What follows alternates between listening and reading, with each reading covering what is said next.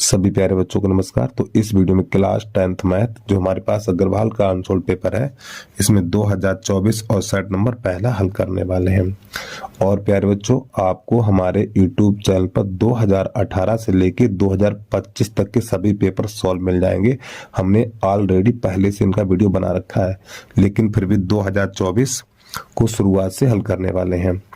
और प्यारे बच्चों, यदि आप ये सब वीडियो ना मिले तो कमेंट करके बोल देना, तो उन सभी वीडियो का लिंक आपके पास भेज देंगे।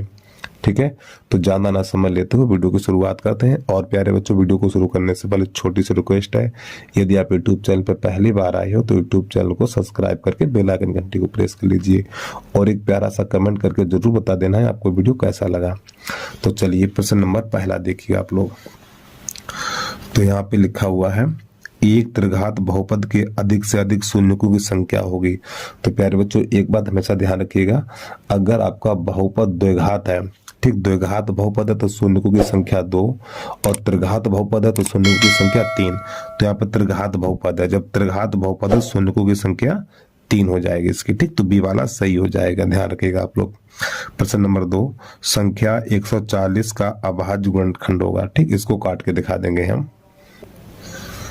प्रश्न नंबर 2 है हमारा 144 के आपको अभाज्य गुणनखंड काटने हैं। पहले 2 से काटिए, 2 सत्ते 14, 2 से काटिए, 2 तिया 6, 1 बचेगा, 2 पंजे 10, 5 से काटो, 5 सत्ते 35, 7 एकन 7। तो आपको लिख देना 140 बराबर 140 बराबर। अब आप इसमें देखो 2 से कितनी बार काटा, 1 2, तो 2 पे घात 2 गुणा 5 गुणा 7। ठीक, तो ये इसका आंसर आ जाएगा। अगला प्रश्न देखिएगा नंबर 3। नंबर 3 है हमारा, भाज्य भाजक भागफल एवं शेषफल में संबंध होगा। तो प्यारे बच्चों, इसका बेसिक आपको बता दें, आपने बचपन में भाग लगाया होगा इस प्रकार। ये तो जो अंदर संख्या लिखी जाती है उसको बोलते हैं भाज्य। ठीक, जितनी बार जाता है उसको बोलते हैं भाग फल, और जिसका भाग लगाते हैं उसको बोलते हैं भाजक, और जो नीचे बचता है उसको बोलते हैं शेषफल। ठीक, ये तो आपको पता होना चाहिए। तो एक सूत्र होता है जो कक्षा 4-5 में आपने पढ़ा होगा, भाज्य बराबर भाजक गुणा भागफल और प्लस शेषफल। ठीक है, तो बच्चों ये सूत्र होता है। अब ये वाला देख लो किस विकल्प में, वहीं पे आप टिक लगा लीजिए। तो यहाँ पे भाज्य बराबर भाजक गुणा भागफल प्लस शेषफल, तो बच्चों इसका सी वाला सही हो जाएगा, तो सी पे आप टिक लगा लीजिए। ठीक है, सी वाला सही हो जाएगा। अब इसके बाद प्रश्न नंबर है 4, इसको देखिएगा। तो प्यारे बच्चों, प्रश्न नंबर 4 को हल करने से पहले इसका बेसिक देखिएगा आप लोग। तो यहाँ पे रेखाओं के प्रकार देख लीजिए। तो आपको यहाँ पे लिखना है पहले A1 बटा A2 नॉट इक्वल B1 बटा B2। तो बच्चों ये कहलाती है प्रतिच्छेदी रेखाएं, प्रतिच्छेदी रेखाएं। ठीक है, और यहाँ पे ये संगत भी होता है, और इनका जो हल होता है अद्वितीय हल होता है, अद्वितीय हल। तो बच्चों अद्वितीय हल को दूसरी भाषा में बोलते हैं केवल एक हल, केवल एक हल। चाहे अद्वितीय हल बोल दो, चाहे केवल एक हल बोल दो। अब आपको नंबर 2 डाल के लिखना है A1 बटा A2 इक्वल B1 बटा B2 इक्वल C1 बटा C2। तो बच्चों ये कहलाती हैं संपाती रेखाएं, संपाती रेखाएं, और साथ में ये होती है हमारी संगत। ठीक, और यहाँ पे लिखेंगे अपरिमित रूप से अनेक हल,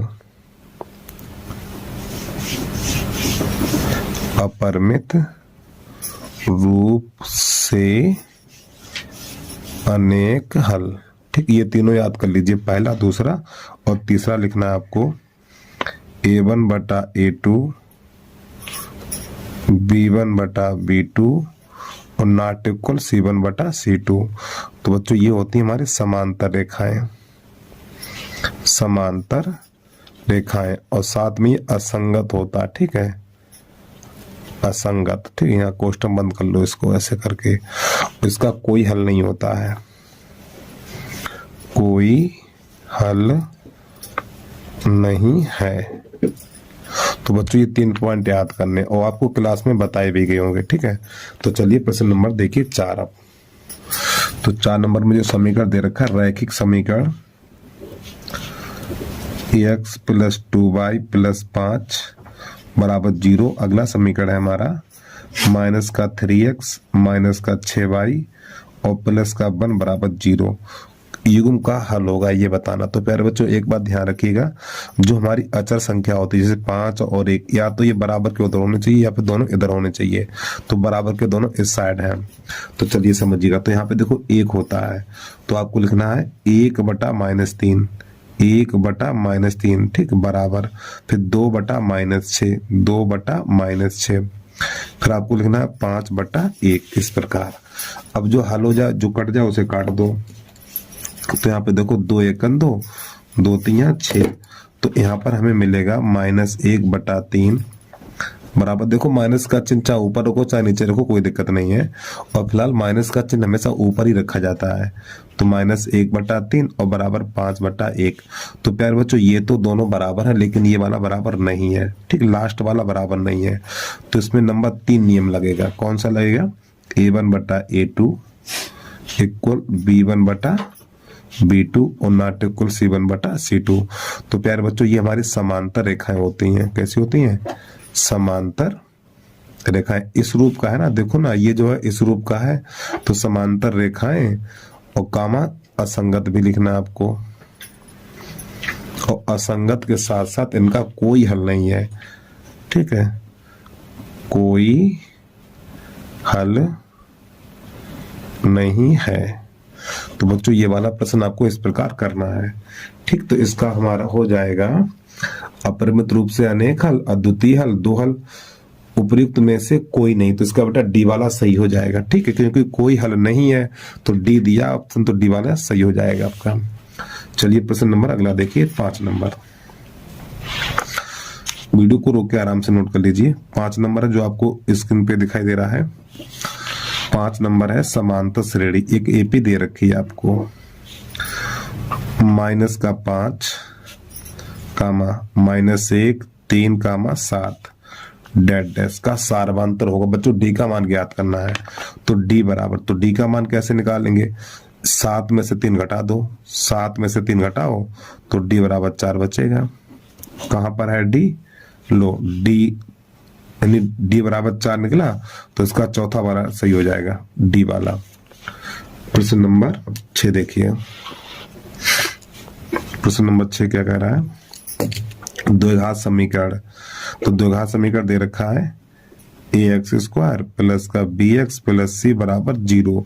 तो विभक्त कर होगा। तो प्यारे बच्चों इसका सूत्र पूछा है, ठीक। तो विभक्त कर d बराबर होता है हमारा b² - 4ac, ठीक, ये विभक्त कर का सूत्र है।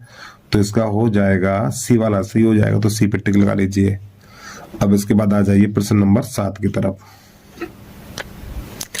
प्रश्न नंबर 7 है, 2 बिंदुओं 2, 3 तथा 4, 1 के बीच की दूरी है। तो इन 2 बिंदुओं के बीच की दूरी ज्ञात करनी है। तो बच्चों बीच की दूरी का सूत्र होता है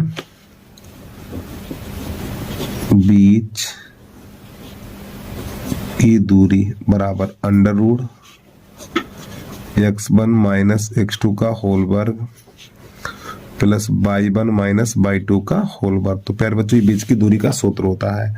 तो ये होता x1 और ये होता y1, ये होता x2। लो मैंने एक बिंदु नहीं लिखा, ये y2 होता है। तो आपको यहाँ पे 4, 1 और लिख लेना है।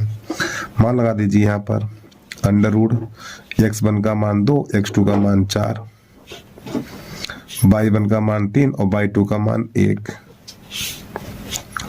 तो बच्चों यहाँ पे तो बचेगा -2 का वर्ग और प्लस यहाँ पर भी 2 का वर्ग। एक बात ध्यान रखिएगा, माइनस संख्या का वर्ग हमेशा प्लस होता है। तो 4 + 4, जब इन दोनों को जोड़ेंगे 8, और 8 विकल्प में हमें कहीं दिया नहीं है तो इसके गुणनखंड काटेंगे हम, 2 × 2 × 2। तो बच्चों इसका जोड़ा बन गया। तो जिसका जोड़ा बन जाता है ना उसको बाहर निकाल लेते हैं। तो 2√2 इसका आंसर हो जाएगा, ठीक है। चलिए अगला प्रश्न देखिएगा, नंबर 8। अब आपको नंबर 8 देखना है। नंबर 8 कह रहा है यदि द्विघात समीकरण 3x² - का 12x प्लस का m बराबर 0 के मूल बराबर है, के मूल बराबर है तो m का मान ज्ञात कीजिए। तो बच्चों सबसे पहले ABC के मान छांटो। यहाँ पर a बराबर 3 मिलेगा, b बराबर -12 और c बराबर m। तो जब मूल समान होते हैं ना तो b² - 4ac बराबर आपको जरूर लगाना है। ABC के मान लगा दीजिए। तो b का मान है -12 -4, a का मान 3 और c का मान m बराबर 0। तो 12 12 में 144 और माइनस का 4 × 12 बराबर 4 × 12 और ये m। ठीक, यहाँ पे हम कर लीजिए बराबर 0। इस 12m को उधर ले जाइए तो 144 बराबर हो जाएगा प्लस का 12m। तो 12 एकन 12, 12 एकन 12, 12 दूनी 24, तो m बराबर हो जाएगा 12। ठीक है, कहाँ पर मिलेगा ये हमें? तो ये वाला मिल जाएगा बेटा, डी वाला सही हो जाएगा हमारा। अगला देखिए नंबर 9। नंबर 9 है एक समबाहु त्रिभुज ABC की भुजा 2a है तो उसके प्रत्येक शीर्ष लंब की लंबाई होगी, ये बताना है। तो प्यारे बच्चों समबाहु त्रिभुज की तीनों भुजाएं समान होती, ध्यान रखिएगा आप लोग। तो पहले बना लेना एक समबाहु त्रिभुज। ठीक है, यहाँ पे कर लो A, यहाँ कर लो B और यहाँ कर लो C। तो जो समबाहु त्रिभुज की भुजा कितनी 2a है। तो प्यारे बच्चों ये वाली भुजा 2a और ये 2a है। अब यहाँ पे ये है हमारा शीर्ष लंब। ठीक है, ये हमारा शीर्ष लंब होता है। तो जो समबाहु त्रिभुज का शीर्ष लंब होता है भुजा को 2 बराबर भागों में विभाजित करता है। तो बच्चों ये वाली दूरी हमारी हो जाएगी a और ये दूरी हमारी हो जाएगी a। और समबाहु त्रिभुज का प्रत्येक कोण 60 अंश का होता है। तो यहाँ पे कर लेंगे हम 60।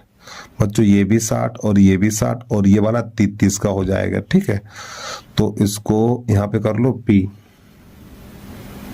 ठीक है, P कर लो। तो यहाँ पे हमें क्या ज्ञात करना है? शीर्ष लंब की ऊंचाई, यानी शीर्ष लंब की लंबाई ज्ञात करनी, इसकी लंबाई ज्ञात करनी है, यानी AP की माप कितनी है। चलिए समझिएगा। तो आपने ऊंचाई दूरी के सवाल लगाए होंगे। लंब बटा आधार कर दो, यहाँ पर लंब बटा आधार tan लगा दो, tan 60 लंब बटा आधार। तो बच्चों ये हमारा लंब हो जाएगा AP और ये हमारा आधार हो जाएगा A। tan 60 का मान √3 AP बटा A, गुणा करिए इसके नीचे एक, इसका इसमें, इसका इसमें। तो बच्चों AP बराबर हो जाएगा A√3 सेंटीमीटर। ठीक, 3 लिखिए खाली बस, A√3। तो समबाहु त्रिभुज का यानी समबाहु त्रिभुज के प्रत्येक शीर्ष लंब की लंबाई A√3 मीटर होगी। तो ये कहां पर मिलेगा हमें? C वाला सही हो जाएगा। ठीक है, अगला प्रश्न देखिएगा नंबर 10। नंबर 10 में हमें माध्य ज्ञात करना है। चलिए समझिएगा इसको भी। तो इस प्रश्न में देखिए हम माध्य कैसे निकालते हैं। ठीक है, तो प्यारे बच्चों ये हमारा वर्ग अंतराल है, ये बारंबारता और ये मध्यमान, और यहाँ पे अगला कॉलम बनता है x × f का। तो बारंबारता में पहले संख्या लिख लीजिए 1 से 3, 3 से 5, 5 से 7 और 7 से 9 और 9 से 11। बारंबारता में पे दे रखा है 3 2 4 2 3। अब इसके मध्यमान इन दोनों को जोड़ के आधा करेंगे। ठीक है, इन दोनों को जोड़ेंगे 4 और 4 में 2 का भाग लगाएंगे 2। तो आप इसमें देखो कितने कितने का अंतर है, 2 2 का, तो इसमें 2 जोड़िए, 2 में 2 जोड़ो 4 और 4 में 2 जोड़ो 6 और 6 में 2 जोड़ो 8 और 8 में 2 जोड़ो 10। फिर इसके बाद हमारा अगला कॉलम बनेगा x × f, यानी इन दोनों का गुणा करिए। 3 दूनी 6, 4 दूनी 8, 6 चौक 24, 8 दूनी 16 और 10 तियां 30। अब इनको जोड़िए। तो जो हमारा अगला कॉलम है x × f, इन सबको जोड़ेंगे तो इन सबका जोड़ आएगा सिग्मा x बराबर आ जाएगा हमारा 84, और सिग्मा f को जोड़ेंगे तो सिग्मा f बराबर हो जाएगा 14। तो एक सूत्र होता है हमारा समांतर माध्य बराबर सिग्मा x बटा सिग्मा f। तो प्यार बच्चों ये कहलाती प्रत्यक्ष विधि हमारी कहलाती है। तो इनका मान लगा दीजिए। इसका मान है हमारा 84 और इसका मान है 14। तो 14 पंजे 70 चौछंग 84, ठीक 6 बार चला जाएगा। तो जो समांतर माध्य निकलेगा 6। बेटा ये हमारे प्रश्न का आंसर हो जाएगा। ठीक है, चलिए इसके बाद अगला प्रश्न देखिएगा। प्रश्न नंबर 11 है हमारा साइन 27 बटा कॉस 63। या तो इसमें अंश को हल करो या फिर हर हल करो। तो अंश को हल करेंगे हम, तो यहाँ पे लिख सकते हैं हम साइन 90 माइनस 63। 90 में से 63 घटाएंगे तो 27 बच जाएगा हमारा, और बटा कॉस 63। तो बच्चों एक सूत्र होता है साइन 90 माइनस थीटा बराबर होता है कॉस थीटा। ठीक, इस सूत्र को याद कर लीजिए आप लोग। तो साइन को लिखेंगे कॉस 63 और बटा ये कॉस 63। फिर कॉस 63 से कॉस 63 कट जाएगा तो यहाँ पर 1 बचेगा। तो इसका जो आंसर निकलेगा ए वाला सही हो जाएगा। तो आपको ए पे टिक लगा लेना है। प्रश्न नंबर 12 देखिएगा। 12 में दे रखा है यदि कॉस ए बराबर √3/2। तो पहले यहां से ए का मान निकालिए। तो यहाँ पे कॉस है तो कॉस में ही देखो √3/2 किसका है, कॉस ए बराबर कॉस 30 का मान होता है। तो कॉस से कॉस चला जाएगा तो ए बराबर निकलेगा हमारा 30 अंश। और जो हमसे मान पूछा गया है साइन 2a का पूछा गया है। ए की जगह पे हमें 30 लगाना है यहाँ पर। तो हमारा ये हो जाएगा साइन 2 गुणा 30। तो हमारा हो जाएगा साइन 30 दूनी 60 और साइन 60 का मान √3/2। तो ये कहां पर मिलेगा हमें, तो इसका डी वाला सही हो जाएगा। अगला प्रश्न देखिएगा।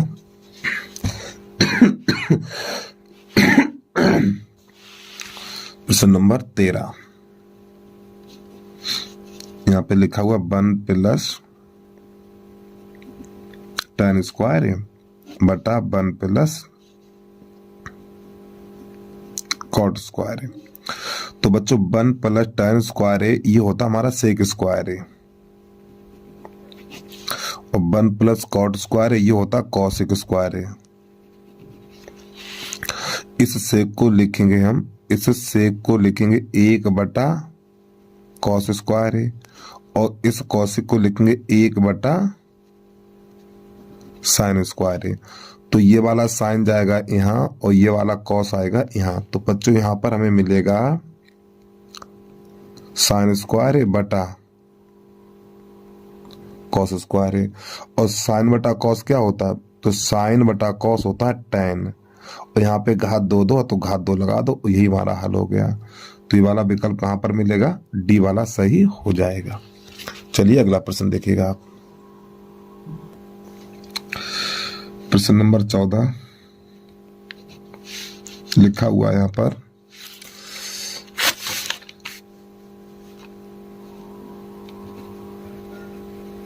साइन 2a बराबर 2 साइन ए सत्य होगा जब ए बराबर होगा। तो यहाँ पे ए बराबर निकालना है हमें। तो बच्चों यहाँ पर क्या करेंगे, देखो इसके 2 तरीके हल करने के। 2 तरीके कौन कौन से थोड़ा समझिए। जो साइन 2 है ना, तो इस साइन 2a की जगह पे सूत्र लगाएंगे हम 2 sign A into cos A. Sign 2a का सूत्र होता है 2 sign A into cos A.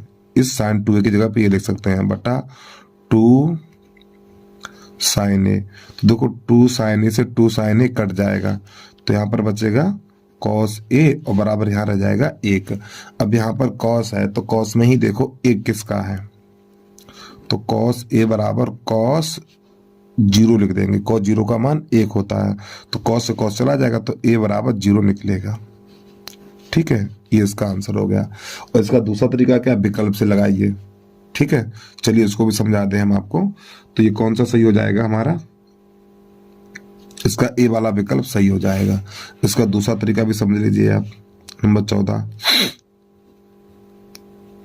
Sign 2a बराबर 2 साइन ए। तो बच्चों यहाँ पे विकल्प यानी विकल्प रखने हैं। ठीक, पहले विकल्प क्या 0 है, तो ए की जगह पे 0 लगाओ, दोनों पक्ष बराबर होने चाहिए। तो यहाँ पे लिखेंगे साइन 2 गुणा 0 2 साइन 0। तो बच्चों 2 का गुणा 0 में करेंगे 0 हो जाएगा, तो ये साइन 0 और बराबर 2, और साइन 0 का मान कितना होता है, साइन 0 का मान 0 होता है। इस प्रकार यहाँ पर भी साइन 0 का मान 0 और 2 का गुणा 0 में करेंगे 0। ठीक, तो ये विकल्प से भी लगा सकते हैं। तो हमने a बराबर इसमें 0 रखा, जब a बराबर इसमें 0 अंश रखा तो बच्चों दोनों पक्ष कैसे आगे, बराबर आगे।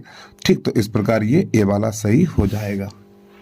यानी a बराबर क्या होना चाहिए, a बराबर होना चाहिए 0। अगर a बराबर हम 0 लेते हैं तो दोनों पक्ष बराबर हो जाते हैं। चलिए 14 के बाद 15 नंबर देखिए। 15 नंबर है 22 सेंटीमीटर परिधि वाले एक वृत्त के चतुर्थांश का क्षेत्रफल ज्ञात कीजिए। तो बच्चों यहाँ पे परिधि दे रखी है, परिधि बराबर 22 सेंटीमीटर और परिधि होती है 2 पाई आर, 2 पाई आर बराबर 22। तो यहाँ पे लगाएंगे 2 गुणा 22/7 और गुणा आर बराबर 22। तो बच्चों 22 से ये 22 कट जाएगा, यहाँ पर 1 बचेगा, इस 7 का तो गुणा हो जाएगा, तो यहाँ पे 2r बचेगा, 2r बराबर 7 और r बराबर निकलेगा 7/2 सेंटीमीटर। और इसका हमें ज्ञात करना है चतुर्थांश का क्षेत्रफल। तो बच्चों चतुर्थांश का क्षेत्रफल होता है हमारा का क्षेत्रफल 1/4 पाई आर स्क्वायर, ये हमारा चतुर्थांश का क्षेत्रफल होता है। मान लगा दीजिए, तो 1/4 पाई का मान 22/7 और आर का मान 7/2 निकाल चुके हैं, तो 7/2 और गुणा 7/2। 1 7 से 1 7 काट दो, फिर 2 1 2, 2 1 2, 2 1 2, तो 11 7 70 और 4 दूनी 8, तो 77/8 वर्ग सेंटीमीटर। ठीक, ये इसका आंसर आ गया। चलिए अगला प्रश्न देखिएगा आप। प्रश्न नंबर 16 है कैप्सूल संयोजन है। तो जो कैप्सूल होता है ना, उसमें एक बेलन होता है और 2 अर्धगोले होते हैं, तो इसका बी वाला सही हो जाएगा। प्रश्न नंबर 17 देखिएगा आप। 17 में दे रखा है कुछ आंकड़ों का माध्य तथा बहुलक 32 तथा 35 है, तो उनका माध्यक कितना होगा ये बताना है। तो प्यारे बच्चों इसका सूत्र होता है हमारा 3 माध्यक बराबर बहुलक प्लस 2 माध्य, ये सूत्र होता है। तो इसका हमें निकालना है, माध्यक निकालना है।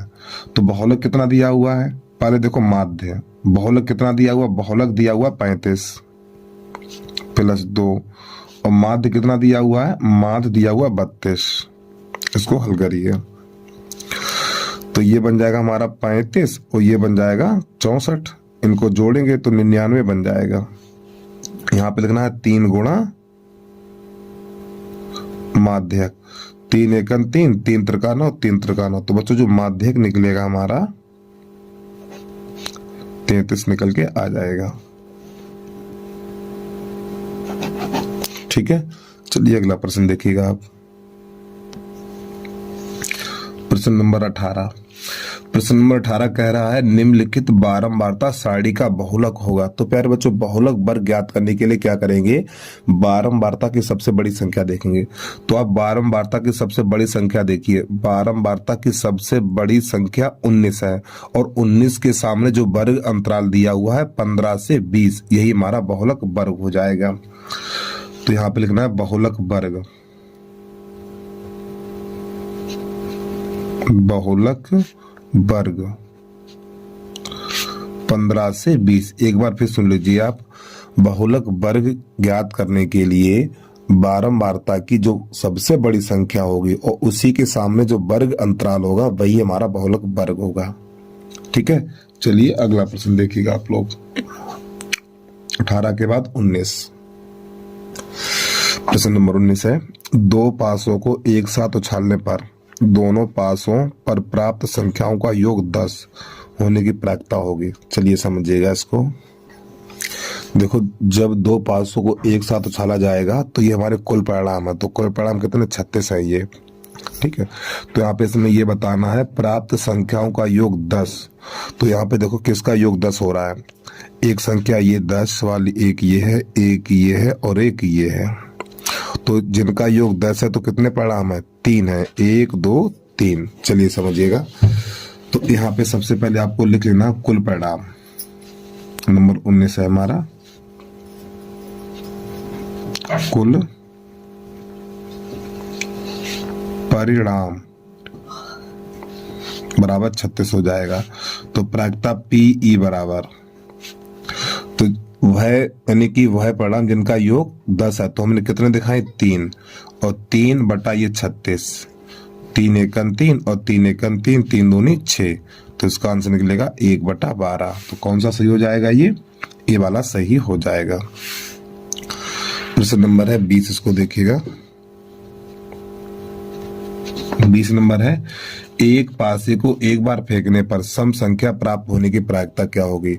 तो जब एक पासे को फेंका जाएगा तो उसमें कुल परिणाम होंगे 6।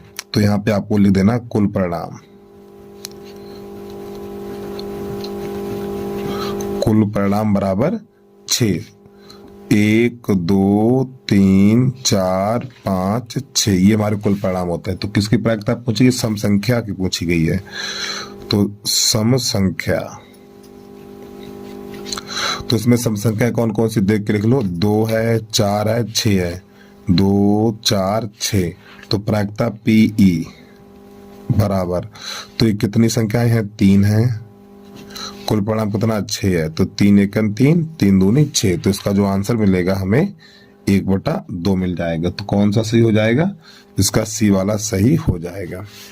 ठीक, इसके बाद खंडवा चलेगा, इसको देखिएगा आप। अब यहाँ से हमारा खंडवा चलेगा और प्रश्न नंबर 21 का एक घन का आयतन 1331 सेंटीमीटर क्यूब है, इसकी प्रत्येक भुजा ज्ञात कीजिए। चलिए समझिएगा इसको। तो आपको यहाँ पे सबसे पहले लिखना घन का आयतन, नंबर है 21 का घन का आयतन, घन का आयतन। तो घन का आयतन दे रखा हमें 1331 घन सेंटीमीटर, और घन के आयतन का जो सूत्र होता है भुजा क्यू।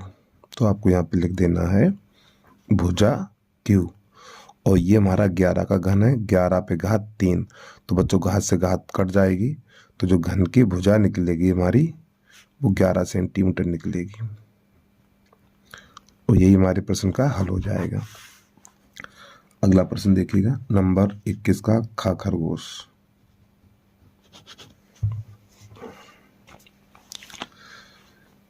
यदि द्विघात समीकरण का एक मूल 2 है तो p का मान ज्ञात कीजिए।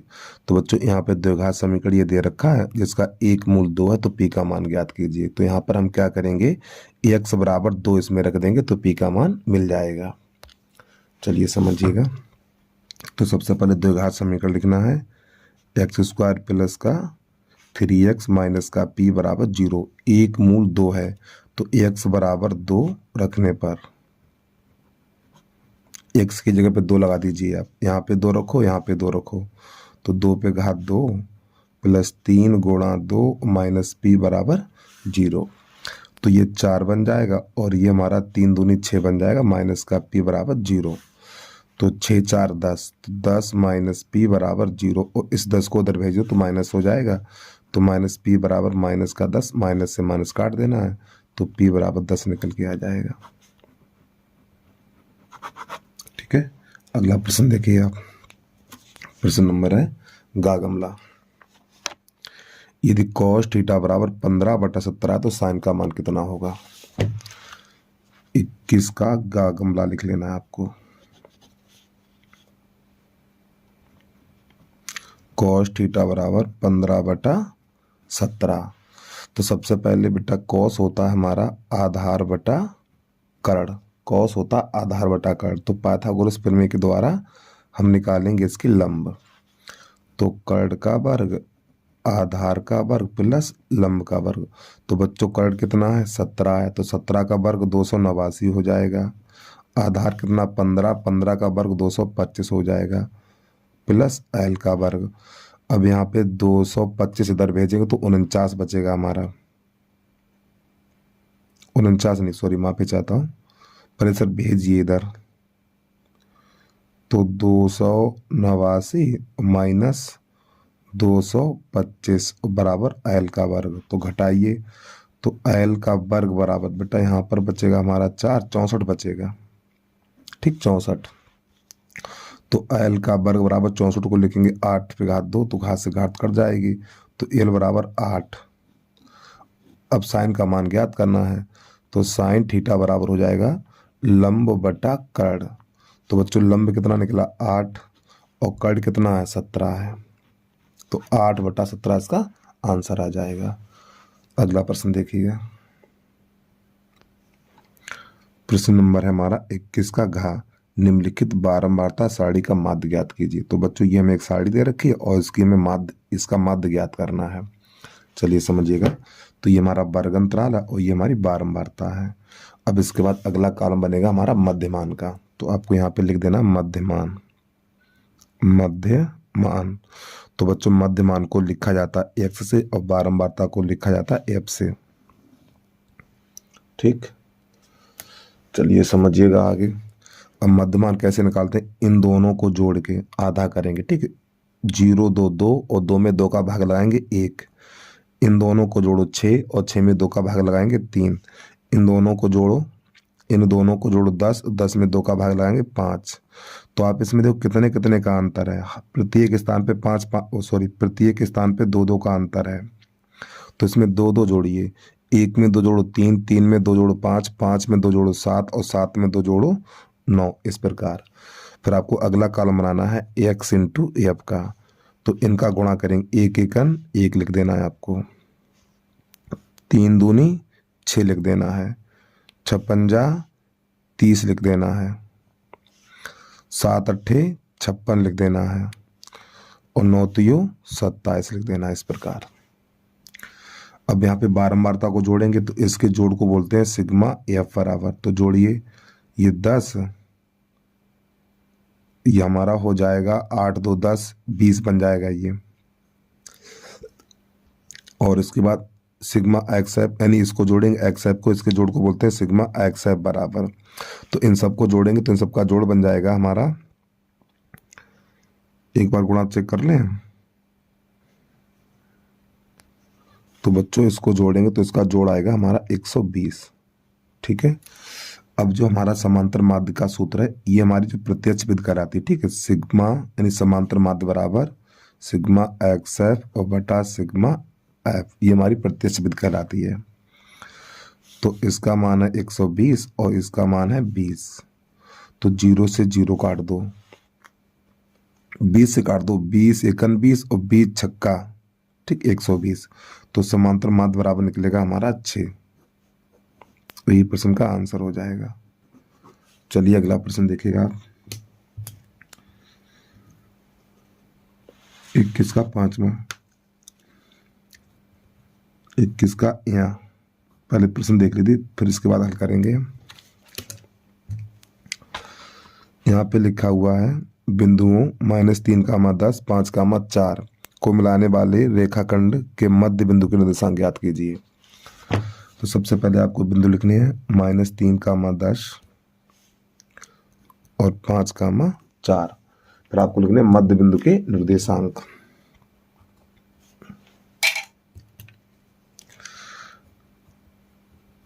मध्य बिंदु के निर्देशांक, तो बच्चों मध्य बिंदु के निर्देशांक का जो सूत्र होता है x1 प्लस x2 बटा 2 y1 प्लस y2 बटा 2, ये हमारे मध्य बिंदु के निर्देशांक का सूत्र होता है। मान लगा दीजिए ये हमारा कहलाता है x1, ये y1, x2 और ये y2, मान लगा दीजिए। x1 का मान -3 और x2 का मान 5 बटा 2, y1 का मान 10, y2 का मान 4 और बटा 2। तो ये बनेगा हमारा 5 में, वो 5 में से 3 घटाएंगे 2 बचेगा, 2 बटा 2 और ये 14 बन जाएगा, 14 बटा 2, काट दो, 2 एकन 2, 2 सत्ते 14, 2 एकन 2, 2 एकन 2, तो यहाँ पर हो जाएगा 1, 7, ठीक है। चलिए अगला प्रश्न देखिएगा आप, प्रश्न नंबर 21 का 4 चम्मच।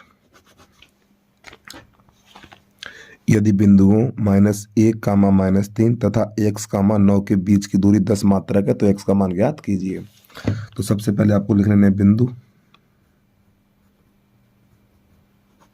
बेटा बिंदु है हमारे -1, -3 तथा x, 9। अब आपको लगाना है बीच की दूरी का सूत्र। बीच की दूरी बराबर दे रखी है 13, तो इधर बीच की दूरी का सूत्र लगा दीजिए। x1 - x2 का होल वर्ग प्लस y1 - y2 का होल वर्ग, और ये रहा बेटा हमारा अंडर रूट, और बराबर इधर हो जाएगा ये 13। तो बच्चों ये वाला मान x1 का और ये y1 का है, ये x2 का है और ये y2 का। तो ये वाले मान सब आपको यहाँ पे लगा देने हैं। तो पहले लगाओ अंडर रूट का चिन्ह। x1 का मान है -1 और x2 का मान है x का होल वर्ग प्लस y1 का मान है -3, y2 का मान है 9 और इसका भी होल वर्ग बराबर 13। तो प्यारे बच्चों एक बात जरूर ध्यान समझिएगा, जब इधर से हमारा अंडर हटेगा ना तो इधर घात 2 लग जाएगी। तो और यहाँ पे चलो पर लिख लो -1 - x का होल वर्ग और प्लस ये बन जाएगा माइनस का 12 बन जाएगा और ये होल वर्ग। जब इधर से हमारा अंडर हटेगा तो इधर घात 2 लग जाएगी, तो 13 पे घात 2 बन जाएगी। अब यहाँ पे आपको काम कर लीजिए, यहाँ पर देखो इसको ऐसे छोड़ दीजिए, -1 - x का होल वर्ग, फिर इसके बाद प्लस माइनस संख्या का वर्ग हमेशा प्लस होता, तो ये 144 बन जाएगा और इधर 169 बन जाएगा। अब 144 को उधर भेजेंगे तो -1 - x का होल वर्ग बराबर, तो बच्चों 144 को उधर भेजेंगे तो यहाँ पे खाली 25 बचेगा। 169 में से 25, 169 में से 144 घटाएंगे तो 25 बचेगा। फिर इसके बाद इधर से हमारी घात हटेगी तो इधर अंडर लग जाएगा। -1 - x बराबर ये अंडर रूट हो जाएगा हमारा 25, और साथ में आपको प्लस माइनस का चिन्ह भी देना पड़ेगा।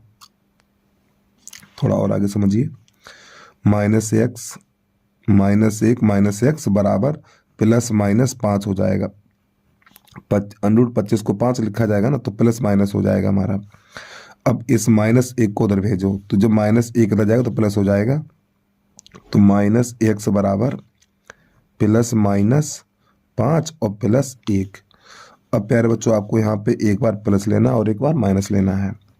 प्लस चिन्ह लेने पर जब इसका प्लस चिन्ह लेंगे खाली यही वाला चिन्ह बदलेगा, -x बराबर 5 + 1 ऐसे करके खाली यही चिन्ह बदलना है। तो 5 और 1 6, तो -x बराबर 6 हो जाएगा, माइनस का चिन्ह 6 में लगा देंगे तो x बराबर हो जाएगा -6।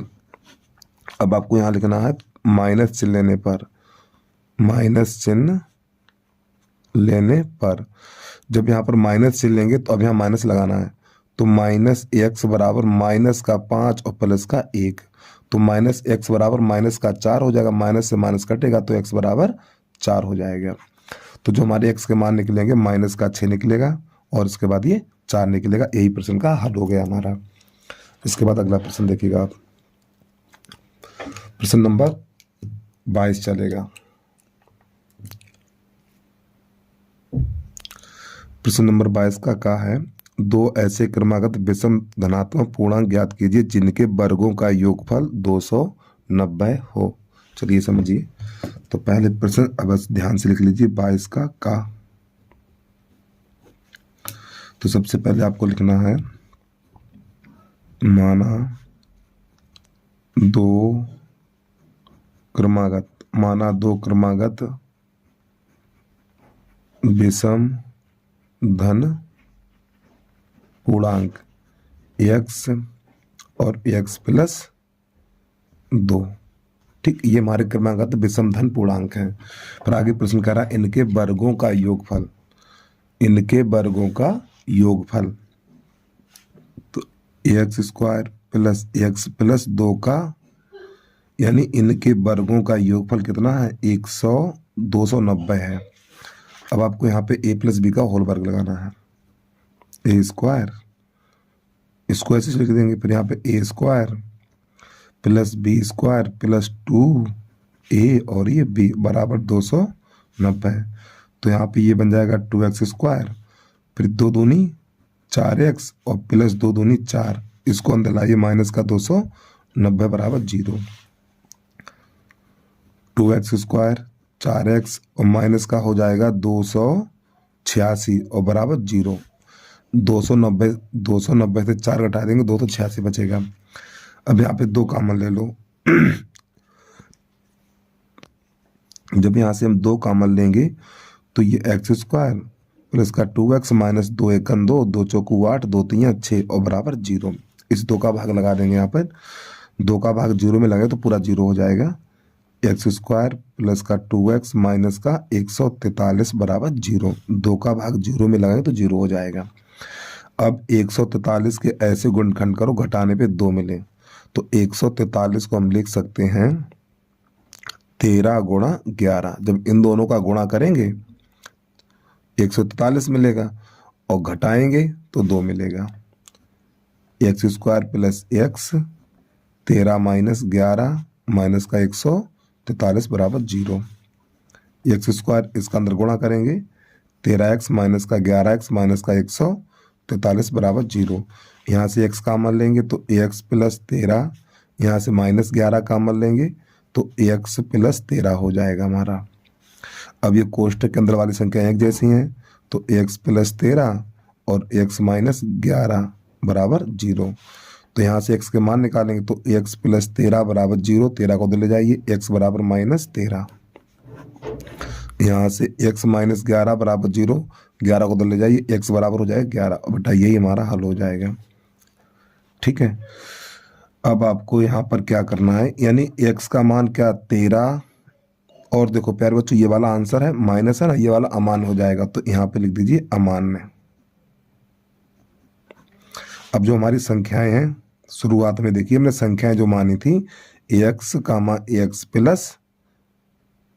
प्लस 2, तो x का मान 11 यहाँ लगा दीजिए, तो यहाँ पे 11 तथा 11 2 13। ठीक, ये आंसर हो जाएगा हमारा। माइनस वाला जो माइनस वाली संख्या होती है ना उसको अमान कर देते हैं। चलिए अगला प्रश्न देखिएगा, खा खरगोश। प्रश्न नंबर है हमारा 22 का खा। सिद्ध कीजिए कि 2 संकेंद्रीय वृत्तों में बड़े वृत्त की जीवा जो छोटे वृत्त को स्पर्श करती है स्पर्श बिंदु पर समद्विभाजित होती है, ये सिद्ध करना हमें। चलिए समझिएगा। तो सबसे पहले आपको 2 वृत्त बनाने हैं। संकेंद्रीय वृत्त क्या होते हैं, ऐसे 2 वृत्त जो एक ही केंद्र से खींचे जाएं। ठीक, जैसे मान लो एक वृत्त ये है और इसी केंद्र से एक दूसरा वृत्त खींचा जाए, इस प्रकार। ठीक, ये दोनों संकेंद्रीय वृत्त कहलाते हैं हमारे। तो बड़े वृत्त की जीवा छोटे वृत्त को स्पर्श करती है। ठीक, यहाँ पर, और साथ में जहाँ पे स्पर्श बिंदु है तो ये दूरी और ये दूरी इसके बराबर, ये हमें सिद्ध करनी है।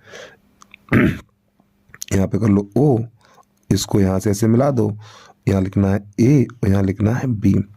तो बच्चों यहाँ पे कर लीजिए P। तो इसमें सिद्ध क्या करना है, जो बड़े वृत्त की जीवा है छोटे वृत्त को जिस बिंदु पर स्पर्श करती है, ठीक, और साथ में समद्विभाजित भी करती है। ठीक, तो ये वाली दूरी इसके बराबर हमें दिखानी है। चलिए समझिएगा। तो सबसे पहले यहाँ पे लिख लो दिया है,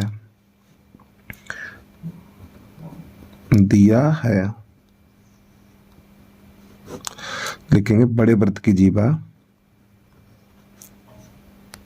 आप दिया में लिखेंगे बड़े वृत्त की जीवा AB छोटे वृत्त को बिंदु P पर प्रतिच्छेद करती है। तो प्यारे बच्चों इसमें आपको यह भी पता होना चाहिए वृत्त के केंद्र से स्पर्श बिंदु को मिलाते हैं तो ये हमारा लंब होता है। तो आपको नई लाइन से लिख लेना है OP लंब AB। ठीक है, फिर आपको नई लाइन से लिखना सिद्ध करना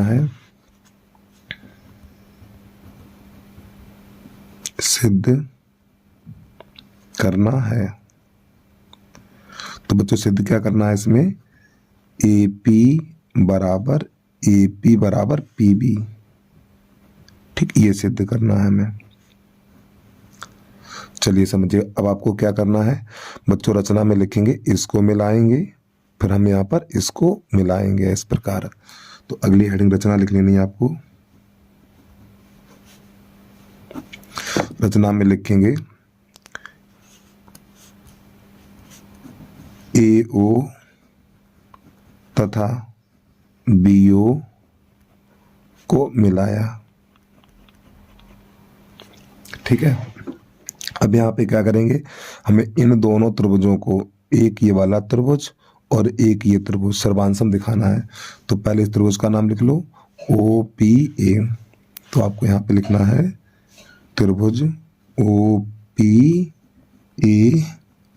तथा त्रिभुज OPB में एक ये वाला त्रिभुज ले रहे हैं और एक ये वाला त्रिभुज ले रहे हैं। तो बच्चों ये दोनों वृत्त की त्रिज्या है, बड़े वृत्त की त्रिज्या है। तो आपको यहाँ पे लिख लेना है OA बराबर OB।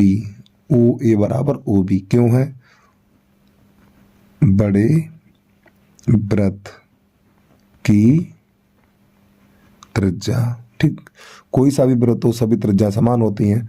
तो ये हमारा बड़ा वृत्त है ना, ये दोनों बड़े वृत्त की त्रिज्याएं हैं तो बराबर हो गई हैं। फिर इसके बाद ये वाली रेखा हमारी हो जाएगी उभयनिष्ठ। बच्चों ये वाली रेखा हो जाएगी उभयनिष्ठ। तो आपको यहाँ पे लिखना नई लाइन से OP बराबर OP और आगे लिख देना है उभयनिष्ठ। फिर इसके बाद आपको यहाँ पे क्या करना, ये वाला बेटा कोण 90 अंश होगा। ठीक है, ये ऊपर दिया हुआ लंब होता है 90 अंश का। तो आपको लिखना OPA। तो नई लाइन से लिखना है O यानी कोण OPA बराबर कोण OPB और बराबर 90 अंश, ये दिया हुआ है।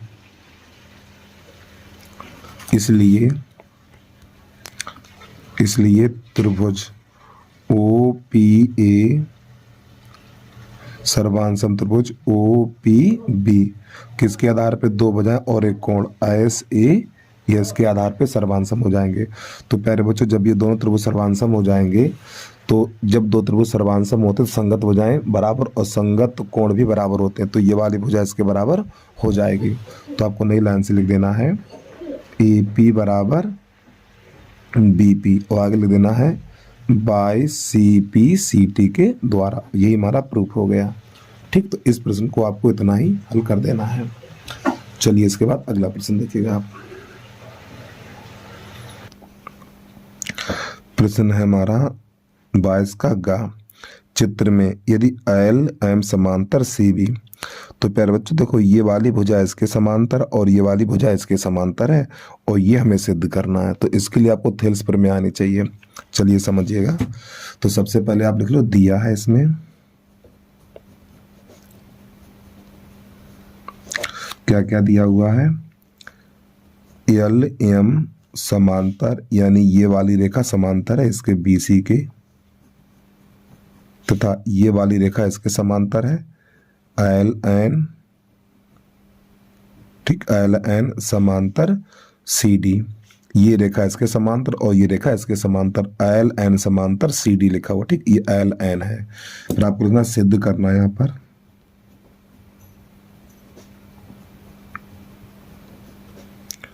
सिद्ध करना है। बच्चों सिद्ध क्या करना है, AM बटा BM AN बटा DN, ये हमें सिद्ध करना है। चलिए समझिएगा। अब आपको यहाँ पे लिखनी है उपपत्ति। उपपत्ति के लिए यहाँ पे सबसे पहले ये वाला त्रिभुज लिख लीजिए आप, ये ठीक है। तो आपको लिखना है त्रिभुज ABC में, कौन सा, ABC में। जब ये वाला त्रिभुज लेंगे तो बच्चों ये वाली भुजा इसके समांतर है। तो आपको यहाँ पे लिख लेना है ML समांतर BC। तो बच्चों जब ये वाली भुजा इसके समांतर है तो अन्य दो भुजाओं को समानुपात में लगाएंगे। तो समानुपात में लगाने का तरीका क्या है, ये देखिए।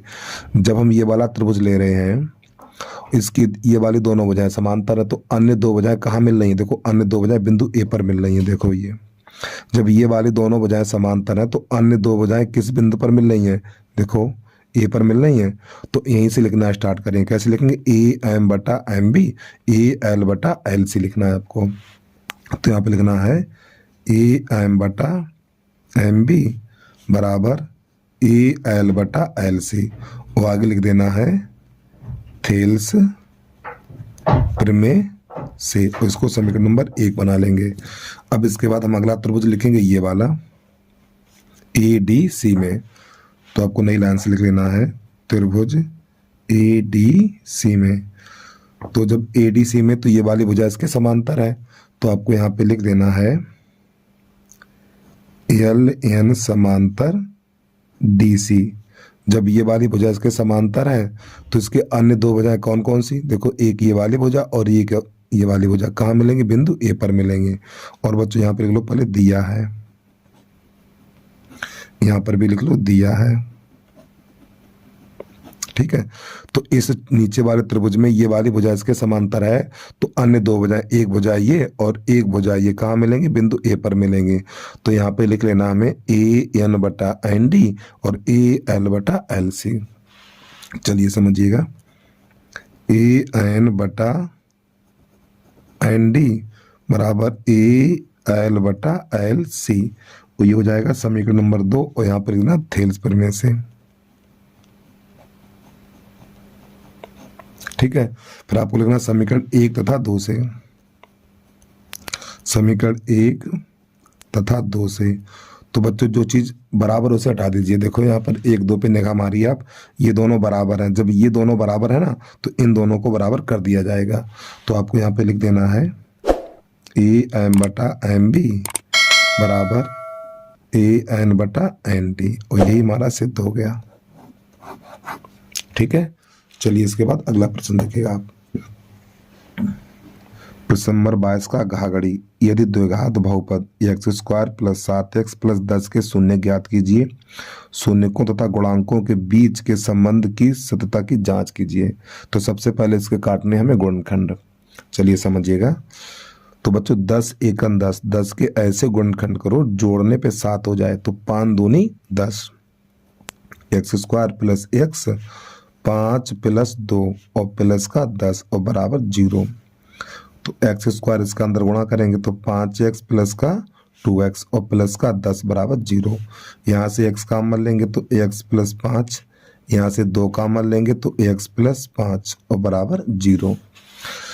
तो x प्लस 5 फिर x प्लस 2 बराबर 0। अब यहाँ से इसको पहले लिखेंगे x प्लस 5 बराबर 0, 5 को उधर भेजो, x बराबर -5 हो जाएगा। इसको x प्लस 2 बराबर 0, 2 को उधर ले जाओ, x बराबर -2। तो बच्चों नई लाइन से लिखना शून्यक, शून्यक -5 कामा -2। अगर शून्यक पूछे तो आपको इतना ही छोड़ देना करके, ठीक है। शून्य ज्ञात कीजिए, इतना ही करना है। अब इसके बाद जांच भी करनी है। तो जांच करने के लिए प्रश्न को दोबारा से लिखा जाएगा। पहले आप हेडिंग लिखेंगे जांच। तो जांच करने के लिए प्रश्न को दोबारा से लिखा जाएगा x square plus 7x plus का 10 बराबर 0। तो हमारा एक द्विघात बहुपद होता है x square plus b x plus c बराबर 0 से तुलना करने पर। जब बच्चों से तुलना करेंगे तो देखो यहाँ पर 1 होता है, ठीक। एक्स स्क्वायर से एक्स स्क्वायर चला जाएगा तो a बराबर 1 मिलेगा, x से x चला जाएगा तो b बराबर 7। और ये अचर पर c होता है, c बराबर 10 हो जाएगा हमारा। अब हमारा शून्यकों का योगफल, ठीक है। सूत्र नंबर पहला है शून्यकों का योगफल।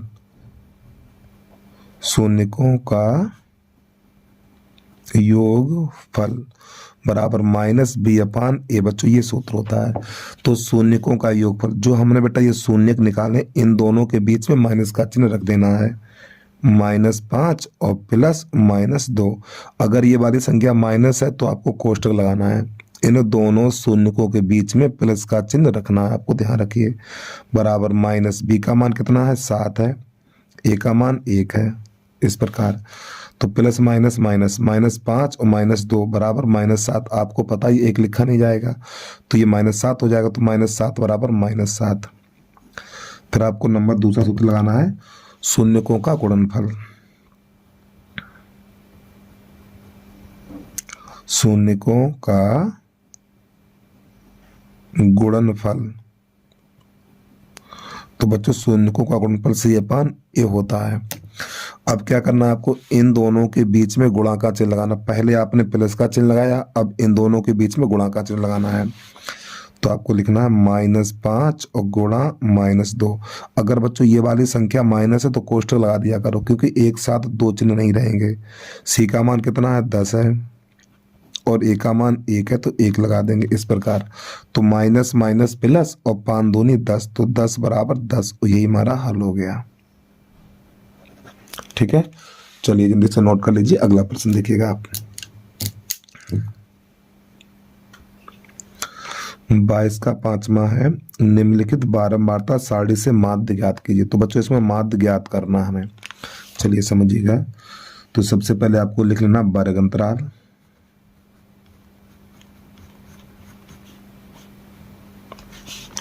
फिर इसके बाद लिखना आपको बारंबारता,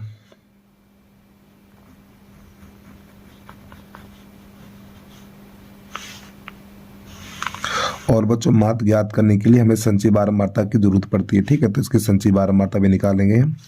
तो पहले वर्ग अंतराल लिख लें, 0 से 10, 10 से 20, 20 से 30,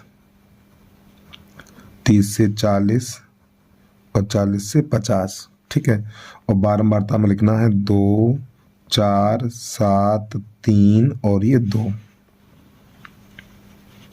अगला कॉलम बनेगा हमारा संचयी बारंबारता का। तो यहां पे लिखेंगे हम संचयी बारंबारता। ठीक है, तो संचयी बारंबारता कैसे लिखते हैं, पहले ये 2 लिख लो, 2 में 4 को जोड़ो 6, 6 में 7 को जोड़ो 13, 13 में 3 को जोड़ो, 13 में 3 को जोड़ो 16 और 16 में 2 को जोड़ो 18।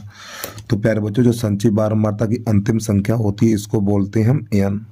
अब क्या करना है इसके बाद, अब आपको यहाँ पे लिखना है n/2, n/2।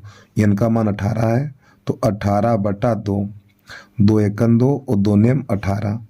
तो n/2 का मान कितना निकलेगा, n/2 का मान निकलेगा बेटा 9। अब आपको ये देखना है, ये जो 9 है संचयी बारंबारता में ऊपर से किस संख्या से घटा सकते हैं।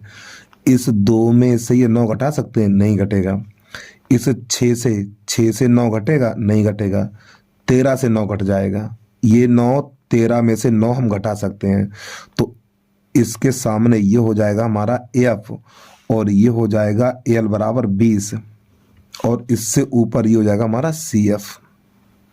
बच्चों एक बार फिर समझिए आप लोग, सबसे पहले आपको निकालनी संचयी बारंबारता। तो जो संचयी बारंबारता की जो अंतिम संख्या होती है उसको मानते हैं n।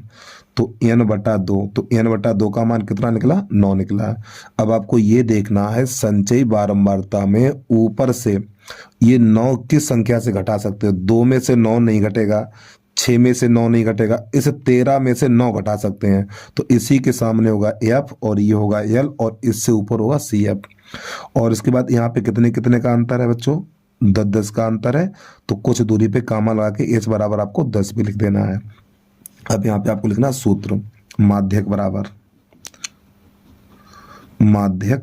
सूत्र होता है बच्चों l plus n/2 minus CF/F into H। ये हमारा माध्यक का सूत्र होता है। देखो सूत्र याद कर लीजिए आप लोग।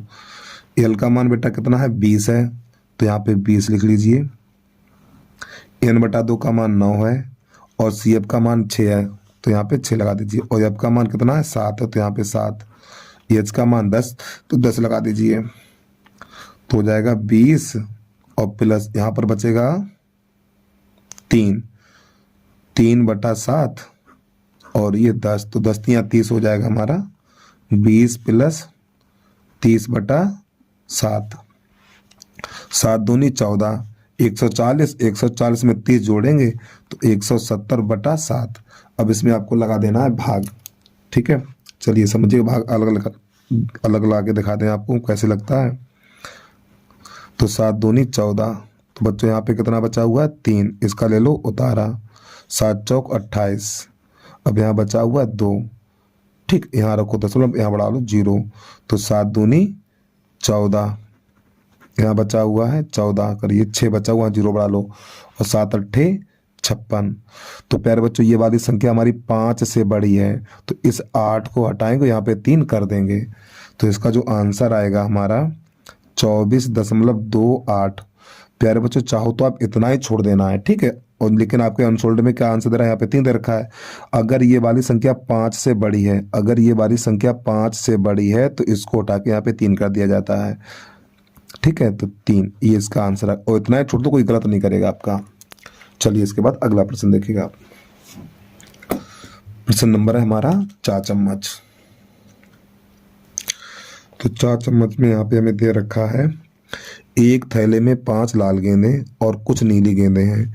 यदि इस थैले में से नीली गेंद निकालने की प्रायिकता लाल गेंद निकालने की प्रायिकता की दोगुनी है, तो थैले में नीली गेंदों की संख्या ज्ञात कीजिए। प्रश्न नंबर 22 का चा। एक थैले में 5 लाल गेंदें और कुछ नीली गेंदें हैं। यदि इस थैले में से नीली गेंद निकालने की प्रायिकता लाल गेंद निकालने की प्रायिकता की दोगुनी है, तो थैले में नीली गेंदों की संख्या ज्ञात कीजिए। चलिए समझिएगा। तो सबसे पहले आपको यहाँ पे लिख लेना है, माना नीली गेंदों की संख्या, नीली गेंदों की संख्या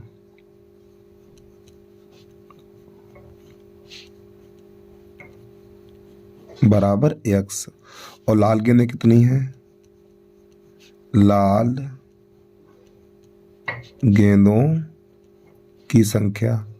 तो बच्चों लाल गेंदों की संख्या दे रखी है हमें 5, तो कुल गेंदें कितनी हो जाएंगी यहाँ पर, तो आपको लिख देना है कुल गेंदें। तो कुल गेंद बराबर 5 + x हो जाएंगे, और ये हमारा हो जाएगा कुल परिणाम।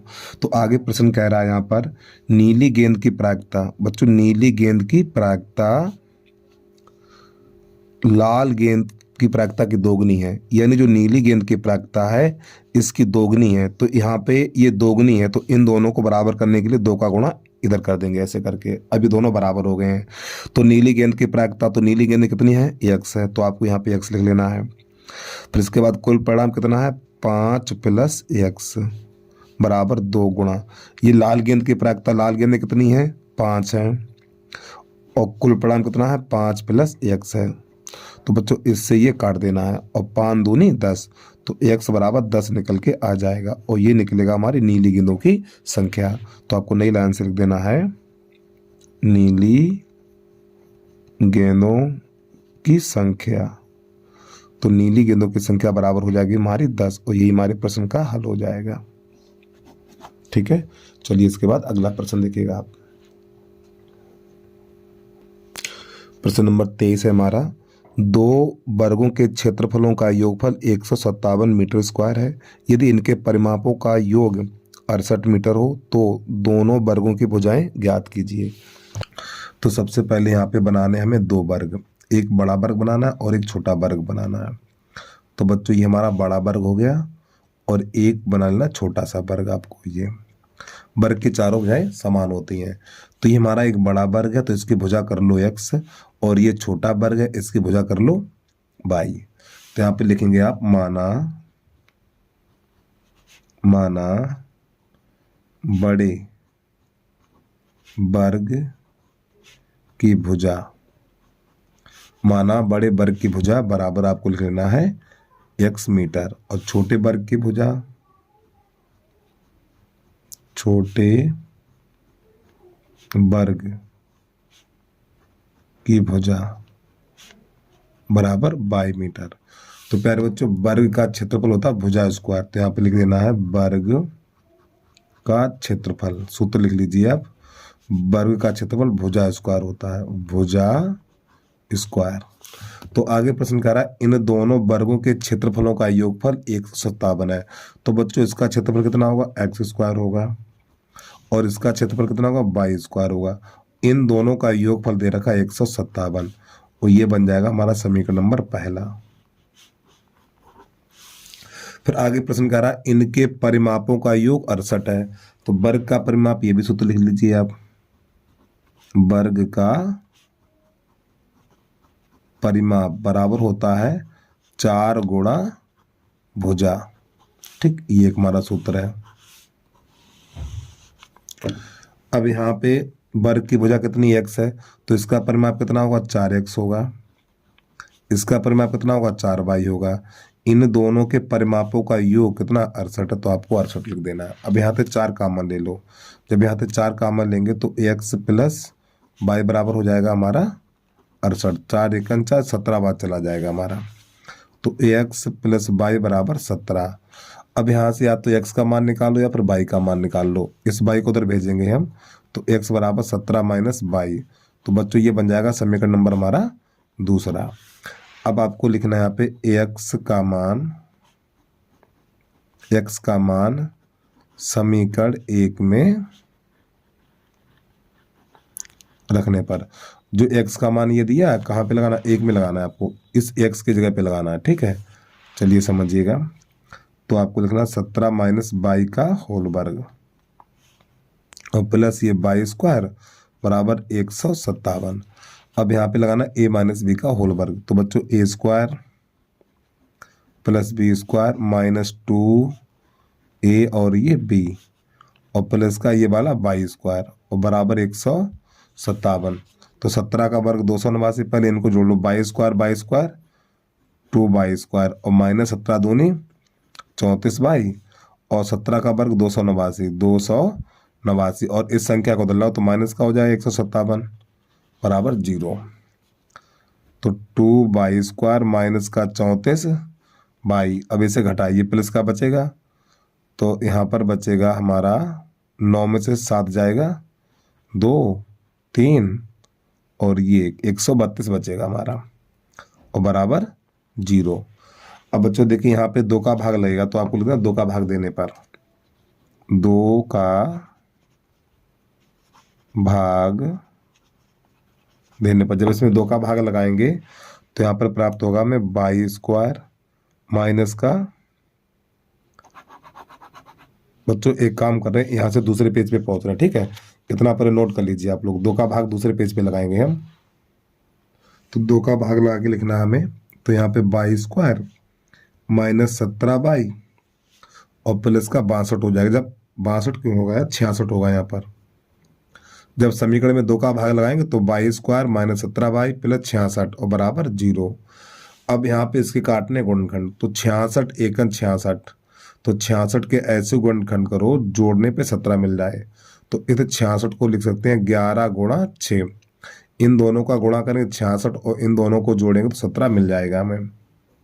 y square minus y 11 plus 6 और प्लस का 66 और बराबर 0, y स्क्वायर माइनस 11y और माइनस का 6y और प्लस का 66 और बराबर 0। यहाँ से y का मान लेंगे तो y माइनस 11 माइनस का 6 का मान लेंगे तो y माइनस 11 और बराबर 0।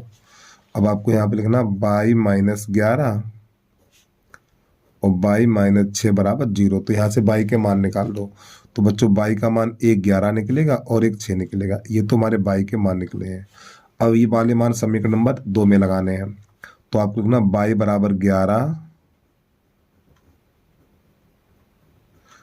बराबर 11 समीकरण 2 में रखने पर, तो बच्चों 2 समीकरण कौन सा है, तो 2 वाला ये समीकरण है। ठीक, यहाँ पे मान लगाने हैं हमें y की जगह पे, तो यहाँ पे x बराबर निकलेगा हमारा 17 माइनस 11, तो x बराबर 6 निकलेगा। फिर आपको लिखना है y बराबर 6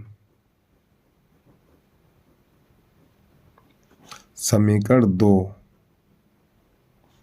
में रखने पर, तो y की जगह 6 लगाना है, तो x बराबर हो जाएगा 17 माइनस 6, तो x बराबर हो जाएगा हमारा 11। अब बच्चों उत्तर कैसे लिखेंगे वो देखिएगा, जब हमने y का मान 11 लगाया, y का मान 11 लगाया तो x का मान कितना निकला 6, तो आपको 11 का मान 6 लिख लेना है।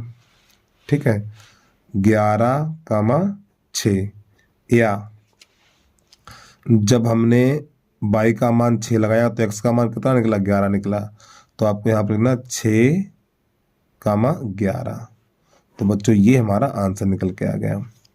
तो उम्मीद है आपको समझ में आ गया होगा। अब इसके बाद अगला प्रश्न देखिएगा आप। प्रश्न नंबर 23 का अथवा है, एक नाव की गति शांत जल में 18 किलोमीटर प्रति घंटा है। वह 24 किलोमीटर धारा के विरुद्ध जाने में और 24 किलोमीटर धारा की दिशा में आने पर 1 घंटा अधिक समय लेती है। धारा की चाल ज्ञात कीजिए। तो बच्चों ये हमारी शांत जल में नाव की चाल है और ये धारा की चाल ज्ञात करनी है। चलिए समझिएगा। तो सबसे पहले आपको यहाँ पे लिख लेना है माना धारा की चाल बराबर x किलोमीटर प्रति घंटा। ठीक, माना धारा की चाल बराबर x किलोमीटर प्रति घंटा। और शांत जल में नाव की चाल, शांत जल में नाव की चाल बराबर है 18 किलोमीटर प्रति घंटा। और बच्चों जो यहाँ पे हमें दूरी दे रखी है, दूरी बराबर है 24 किलोमीटर। ठीक है, अब इसकी शर्त फर्स्ट, पहली शर्त क्या है, जब नाव धारा की दिशा में जाएगी, जब नाव धारा की दिशा में जाएगी तो दोनों की चालें जुड़ जाएंगे। और प्यारे बच्चों नाव की चाल अधिक होती है और धारा की चाल कम होती है, तो नाव की चाल को हमेशा आगे रखा जाता है। तो आपको यहाँ पे लिख लेना है धारा की दिशा में, धारा की दिशा में नाव की चाल। तो जब नाव हमारी धारा की दिशा में जाएगी दोनों की चालें जुड़ जाएंगी और नाव की चाल को हमेशा आगे रखा जाएगा और धारा की चाल को हमेशा पीछे रखा जाता है। 18 + x। ठीक है, और आपको यहाँ पे लिख लेना है इसके पीछे किलोमीटर प्रति घंटा। ठीक है, तो यहाँ पे एक सूत्र होता है हमारा, समय बराबर दूरी बटा चाल, दूरी बटा चाल। तो बच्चों यहाँ पे समय t1 बराबर लिखेंगे हम, दूरी हमारी 24 है और ये हमारी चाल है 18 + x। ठीक है, अब इसकी शर्त नंबर 2,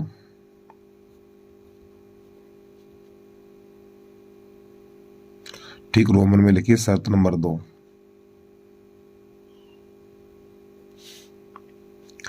शर्त नंबर क्या, शर्त नंबर 2 है जब नाव धारा के विपरीत दिशा में आती है। ठीक है, तो यहां पे लिखना है धारा के विपरीत, धारा के विपरीत दिशा में नाव की चाल। जब नाव धारा के विपरीत दिशा में आएगी तो यहाँ पे चालें घट जाती हैं, तो 18 - x। और बच्चों इसके पीछे लिख लेना किलोमीटर प्रति घंटा। अब दूसरा समय t2 बराबर, तो दूरी हमारी 24 ही रहेगी और चाल ही हो जाएगी 18 - x। तो प्यारे बच्चों यहाँ पर जब नाव हमारी धारा की दिशा में जाती है तो समय इतना लगता है और जब नाव धारा के विपरीत दिशा में आती है तो समय इतना लगता है। ठीक है, ये वाला, तो ये वाले यानी इसको 1 घंटा अधिक लगता है और इसको 1 घंटा कम लगता है, इसको 1 घंटा अधिक लगता है, तो इस वाले समय में से इस वाले समय को घटा देंगे। तो आपको लिखना है यहाँ पर t2 - t1 बराबर 1 घंटा अधिक लगता है। t2 का मान ये रखेंगे 24 बटा 18 - x और t1 का मान ये वाला लगा देना है 24 बटा 18 + x और बराबर 1 घंटा। ऊपर से 24 कॉमन ले लेंगे, जब यहाँ से हम 24 कॉमन लेंगे तो यहाँ पर बचेगा हमारा 1 बटा 18 - x माइनस 1 बटा 18 + x और बराबर 1। अब हमें क्या करना, इसका गुणा इसमें करना और इसका इसमें करना। तो पहले 24 लिख लो, ये 18 + x और ये माइनस। तो प्यारे बच्चों जब इसका गुणा इसमें करेंगे तो इन दोनों के चिन्ह बदलेंगे, तो ये माइनस का 18 हो जाएगा, प्लस का x बन जाएगा। यहाँ पे एक बार प्लस एक बार माइनस है, तो जब ये एक बार प्लस एक बार माइनस है तो माइनस वाली संख्या लेके घात 2 लगा दो ऐसे करके, बराबर 1।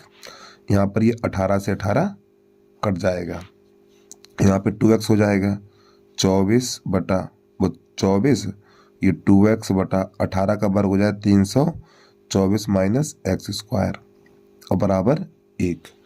अब यहाँ पे 24 दूनी 48x हो जाएगा, तो 48x और बटा 324 माइनस एक्स स्क्वायर बराबर 1। अब बच्चों यहाँ से हम दूसरे पेज पे पहुंच रहे हैं, ठीक है, इतना नोट कर लीजिए पहले आप। अब देखो जिसके नीचे कुछ नहीं उसके नीचे 1, तो हम क्या करेंगे, इसका गुणा इसमें करेंगे और इसका इसमें करेंगे, तो 48x बराबर 324 और माइनस एक्स स्क्वायर। अब इन दोनों पक्षों का दिलाओ, तो पहले एक्स स्क्वायर लिखो, एक्स स्क्वायर प्लस का 48x और माइनस का 324 और बराबर 0। तो प्यारे बच्चों 324 के ऐसे गुणनखंड करो घटाने पर 48 मिले, तो 324 बराबर हम लिख सकते हैं 324 बराबर 54 गुणा 6। इन दोनों का गुणा करेंगे तो 324 आएगा और घटाएंगे तो 48 मिल जाएगा हमें। चलिए समझिएगा, तो x square plus x 54 minus 6 और माइनस का 324 बराबर 0। एक्स स्क्वायर अंदर गुणा करेंगे, 54x माइनस का 6x और माइनस का 324 बराबर 0। अब बच्चों यहाँ से x कॉमन लेंगे तो ax प्लस 54, यहाँ से माइनस 6 कॉमन लेंगे तो ax प्लस 56 30, 56 30 2 बचा और 6 चौक 24 हो जाएगा और बराबर 0। तो यहाँ पे आपको लिख लेना है ax प्लस 54 और ax माइनस 6 बराबर 0। तो यहाँ से x के मान निकालने हैं, तो ax प्लस 54 बराबर 0, तो x बराबर माइनस का 54, फिर यहाँ पर x माइनस 6 बराबर 0 और x बराबर 6। तो प्यारे बच्चों आपको पता होना चाहिए जो माइनस वाला उत्तर होता है वो अमान्य होता है हमारा, तो ये वाला हो जाएगा अमान्य और ये वाला मान्य हो जाएगा। तो आपको लिखना नई लाइन से धारा की चाल, धारा की चाल बराबर 6 किलोमीटर प्रति घंटा, और यही आपका आंसर आ जाएगा। तो प्यारे बच्चों हमेशा ध्यान रखिएगा, नाव की चाल से धारा की चाल हमेशा कम होती है, ठीक है। तो हमारी धारा की चाल निकली 6 किलोमीटर प्रति घंटा और यही हमारे प्रश्न का हल हो गया। चलिए इसके बाद अगला प्रश्न देखिएगा आप 24।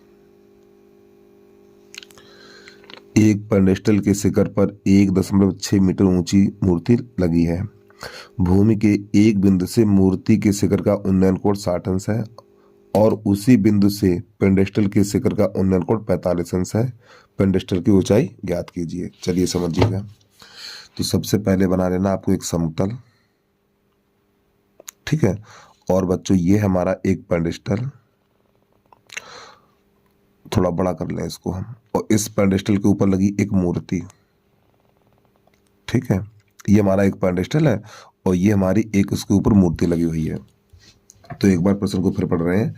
एक पेडेस्टल के शिखर पर 1.6 मीटर ऊंची मूर्ति लगी है। तो ये मूर्ति की ऊंचाई है वो 1.6 मीटर है मूर्ति हमारी ये वाली। भूमि के एक बिंदु से, यहाँ से भूमि के एक बिंदु से मूर्ति के शिखर का उन्नयन कोण 60 अंश है। लो बेटा इसको ऐसे यहाँ से मिला दीजिए। उसी बिंदु से पेडेस्टल के शिखर का उन्नयन कोण 45 अंश है। तो ये शिखर का पेडेस्टल है, ठीक है। तो इसको यहाँ से मिला देंगे तो ये वाला कोण है 45 अंश का। तो बच्चों ये हो जाएगा 45 का और ये वाला कोण हो जाएगा हमारा 60 का। और पेडेस्टल की ऊंचाई ज्ञात करनी, तो इसको कर लो h और इसको कर लो x। तो यहाँ पर a, यहाँ पर b और c और ये d। तो सबसे पहले आपको लिख लेना है माना BC क्या पेडेस्टल है, माना BC एक पेडेस्टल है, पेडेस्टल तथा CD एक मूर्ति है,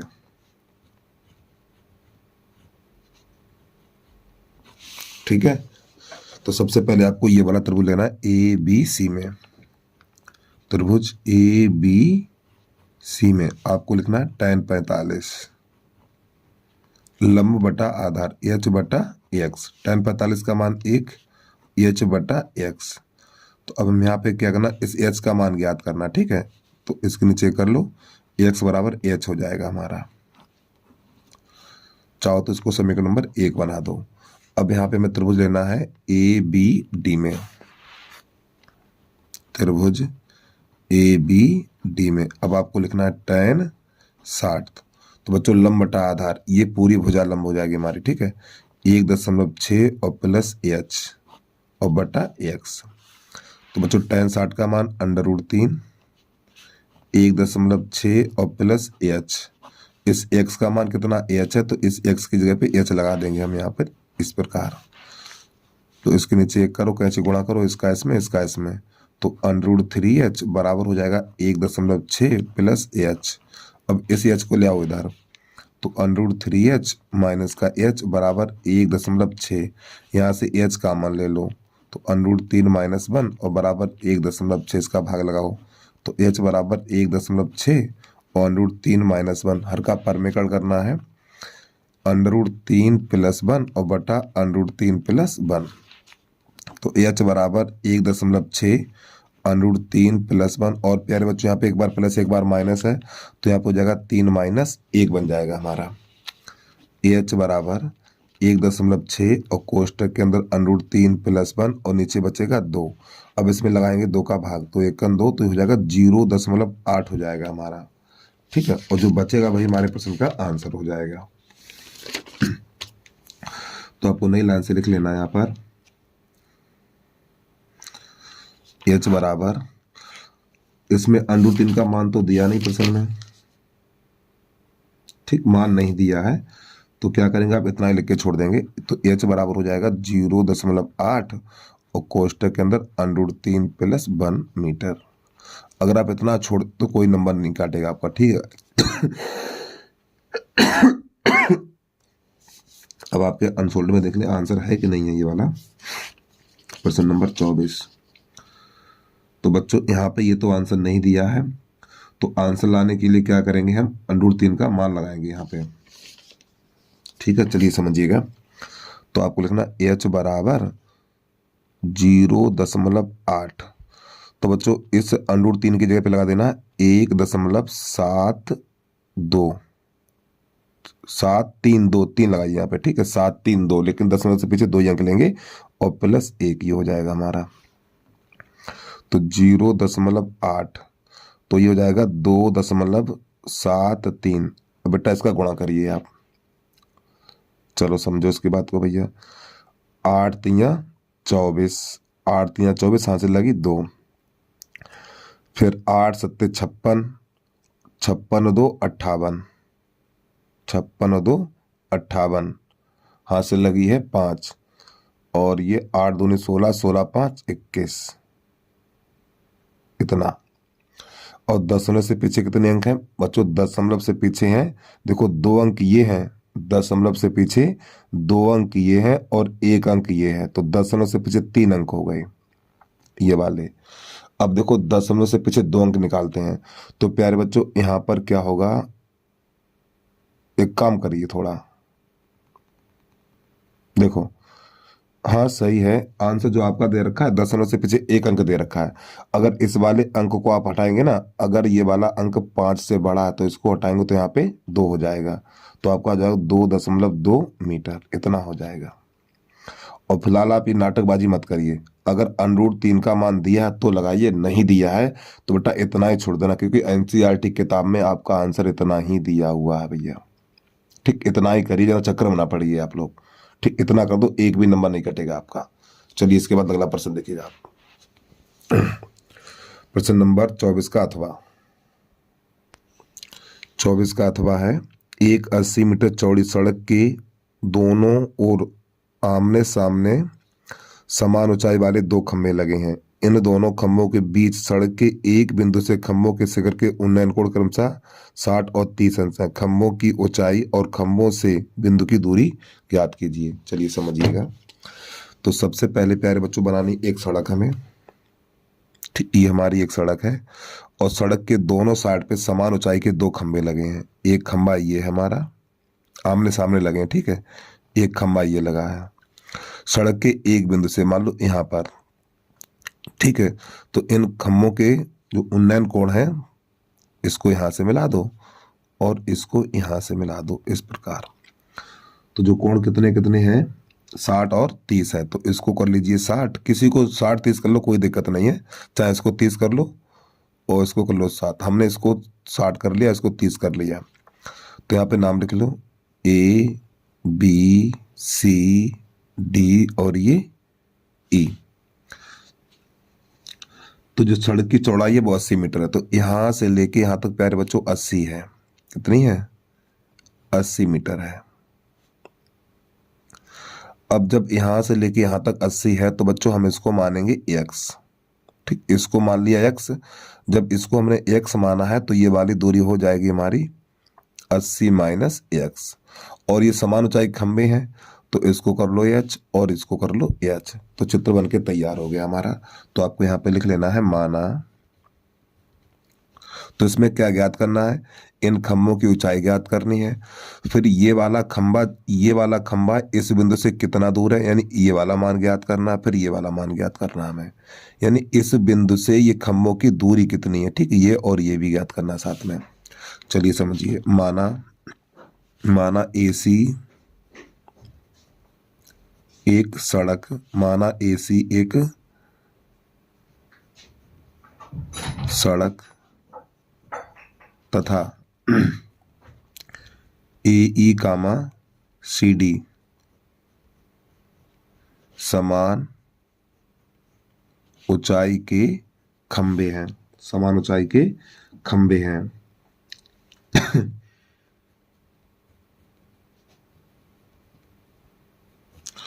तो सबसे पहले त्रिभुज यही ले लो, AB BAE BAE में अब आपको लिखना है tan 60 लंब बटा आधार, तो h बटा x। तो tan 60 का मान √3 h बटा x, इसके नीचे एक कर लो तो इसका इसमें इसका इसमें, तो बच्चों h बराबर हो जाएगा √3x। ये बन जाएगा समीकरण नंबर पहला। अब लेना है त्रिभुज BCD में, देखो 90 अंश का बीच में लाया करो, ठीक, हमने लिखा है BAE लिखा है ये, तो ये जब ये वाला त्रिभुज लेंगे तो ये वाला को 90 अंश बीच में लाना है आपको, ठीक, इसी प्रकार C को बीच में लाना है। तो BCD त्रिभुज BCD में अब आपको लिखना है tan 30 लंब बटा आधार, तो h बटा हो जाएगा 80 माइनस x। तो बच्चों tan 30 का मान 1 बटा √3, तो 1 बटा √3 बराबर h का मान ये रहा, तो h की जगह पे लगा दो √3x बटा 80 माइनस x का h गुणा करो, इसका इसमें इसका इसमें, जब इसका इसमें करेंगे तो अंडर हट जाएगा, तो 3x बराबर हो जाएगा 80 माइनस x। अब इस x को ले आओ इधर, तो 3x प्लस का x बराबर 80 हो जाएगा। तो बच्चों ये बनेगा 4x, तो 4x बराबर 80, तो 4 एकम 4, ये हो जाएगा 20, तो x बराबर 20, ठीक है।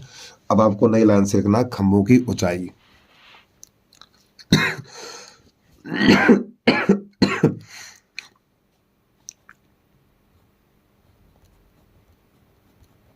खंभों की ऊंचाई, तो बच्चों खंभों की ऊंचाई हमने कितनी मानी थी? h मानी थी, और h का मान कितना है? यही तो h का मान, तो यहाँ पे आपको लिख देना है √3x, और x का मान कितना है? ये रहा, तो यहाँ पे हो जाएगा 20 √3 मीटर, ठीक है। एक तो आंसर ये निकला, और यहाँ पर भी √3 का मान नहीं दिया तो आप इतना ही छोड़ दीजिए। अब आपको लिखना है बिंदु B से खंभों की दूरी, ठीक, बिंदु B से खंभों की दूरी, एक दूरी x है और एक ये वाली दूरी है, तो आपको यहाँ पे लिख लेना है बिंदु B से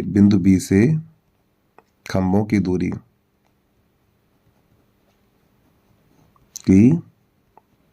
दूरी बराबर x तथा 80 माइनस एक्स। तो प्यारे बच्चों x का मान कितना 20 है, तो यहाँ पे 20 लगाना है, 20 और यहाँ पे 20 रखेंगे, 20 मीटर लिख लो पहले से, 20 मीटर तथा यहाँ पे 20 रखेंगे 60 हो जाएगा, और 60 मीटर। यही हमारे प्रश्न का हल हो गया। तो उम्मीद है आपको समझ में आ गया होगा। चलिए अगला प्रश्न देखिएगा आप। प्रश्न नंबर है 25, उसको देख लीजिए। 25 नंबर है, एक जूस बेचने वाला अपने ग्राहक को दी गई आकृति में दर्शाए गए गिलास में जूस देता है। बेलनाकार गिलास का आंतरिक व्यास 5 सेंटीमीटर तथा 5 सेंटीमीटर था, आंतरिक व्यास 5 सेंटीमीटर था, परंतु गिलास के निचले आधार अर्थात तली में एक उभरा हुआ अर्धगोला जिससे गिलास की धारता कम हो जाती थी। यदि गिलास की ऊंचाई 10 सेंटीमीटर थी तो गिलास की आभासी धारता एवं वास्तविक धारता ज्ञात कीजिए। पाई का मान ये लगाना है आपको। चलिए समझिएगा। तो सबसे पहले बना ले इसका हम चित्र। तो बच्चों ये हमारा एक बेलनाकार गिलास है। ये दुकानदार बहुत चालाक था ये। अब इसका जो निचला भाग है ना, नीचे से अर्धगोलाकार है, इस प्रकार ये उभरा हुआ है। तो ये इतना, अगर किसी को जूस देता था तो इतना कम हो जाता था, लेकिन जो जूस पीता था ना तो वो ये समझता था पूरा भरा हुआ है। ठीक है, चलिए समझिएगा।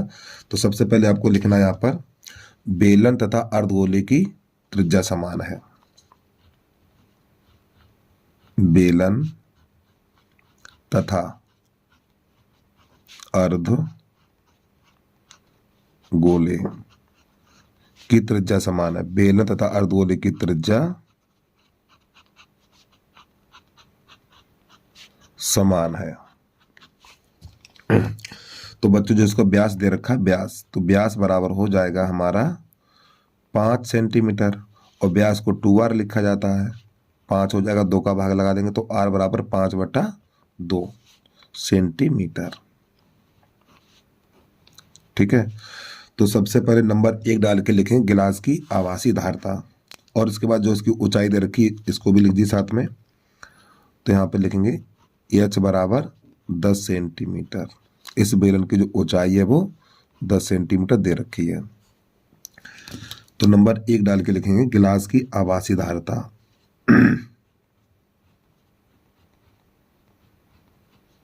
गिलास की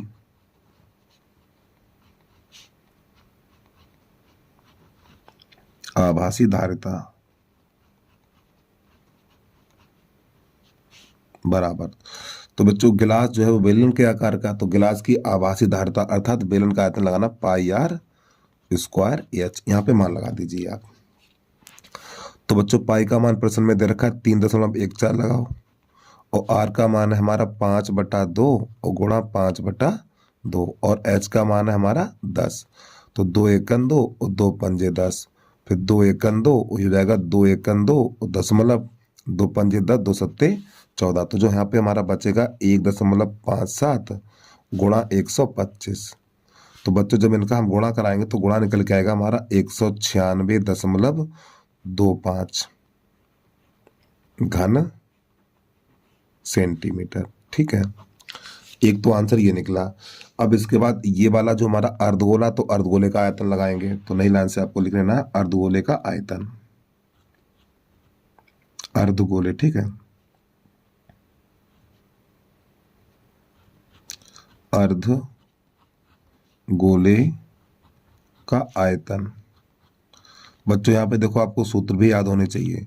तो अर्धगोले का आयतन होता है 2/3 πr³। चलिए मान लगा दीजिए यहाँ पर 2/3, पाई का मान 3.14, और इस r का मान है हमारा 5/2 और ये 5/2।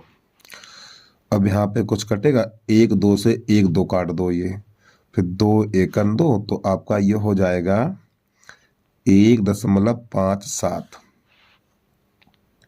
ठीक है, अब प्यारे बच्चों देखो 1 2 3 4, यानी ऊपर इन संख्याओं गुणा करेंगे तो ये निकल के आएगा हमारा, और नीचे 3 दूनी 6 हो जाएगा 196.25, और बटा 3 दूनी 6। अब जब इसमें 6 का भाग इसमें लगाएंगे तो भागफल में मिलेगा 32.71 घन सेंटीमीटर। ठीक है, अब आपको नई लाइन से लेना नंबर 2 डाल के गिलास की आभासी धारिता, नंबर 3 नहीं नंबर 2। ठीक है, गिलास की वास्तविक धारिता, गिलास की वास्तविक धारिता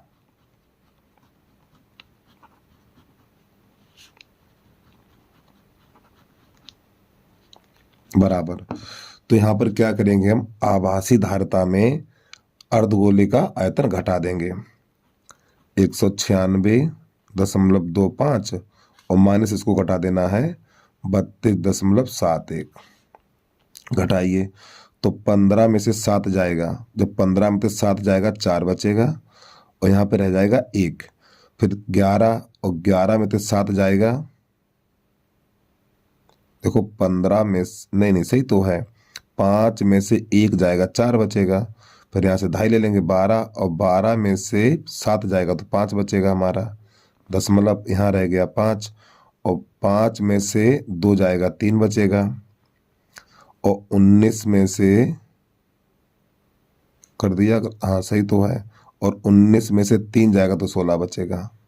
यही हमारा आंसर आ जाएगा। ठीक है, एक बार आंसर चेक कर लें। हाँ ठीक है, अब आपको यहाँ पे लिख देना घन सेंटीमीटर, घन सेंटीमीटर। ठीक, तो ये इसका आंसर आ गया। अब इसके बाद प्रश्न नंबर है हमारा 25 का अथवा, उसको देख लीजिए आप लोग।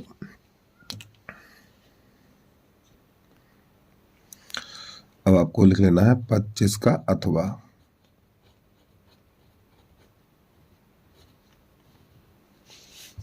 चलिए समझिएगा इसको। यहाँ पे दिया हुआ है, रसीद को अपने जन्मदिन के उपहार के रूप में एक लट्टू मिला जिस पर रंग नहीं किया गया था। वह इस पर अपने मोमिया रंगों से रंग करना चाहता है। यह लट्टू एक शंख के आकार का है जिसके ऊपर एक अर्धगोला अध्यारोपित है। लट्टू की पूरी ऊंचाई 5 सेंटीमीटर है और इसका व्यास 3.5 सेंटीमीटर है जैसा कि चित्र में दर्शाया गया है। रसीद द्वारा रंग किया जाने वाला क्षेत्रफल ज्ञात कीजिए और पाई का मान ये लगाना। और ये प्रश्न 6 नंबर में है और ये इसका चित्र भी दे रखा है। चलिए समझिएगा। तो सबसे पहले बनाने इसका हम चित्र। तो बच्चों ये तो है हमारा एक अर्धगोला, ठीक है, सॉरी ये हमारा एक शंकु है। ठीक है, माफी चाहता हूँ, ये हमारा एक शंकु है और इसके ऊपर रखा हुआ एक अर्धगोला। तो सबसे पहले आपको यहां पे लिख लेना है शंकु तथा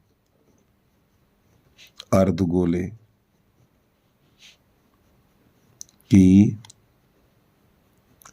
त्रिज्या समान है। शंकु तथा अर्धगोले की त्रिज्या समान है। जो इसका व्यास दे रखा है, व्यास बराबर है हमारा, यहां पे लिख लो व्यास बराबर कितना है, व्यास इसमें 3.5 सेंटीमीटर, 3.5। ठीक, और व्यास को 2r लिखा जाता है तो 2r बराबर 3.5।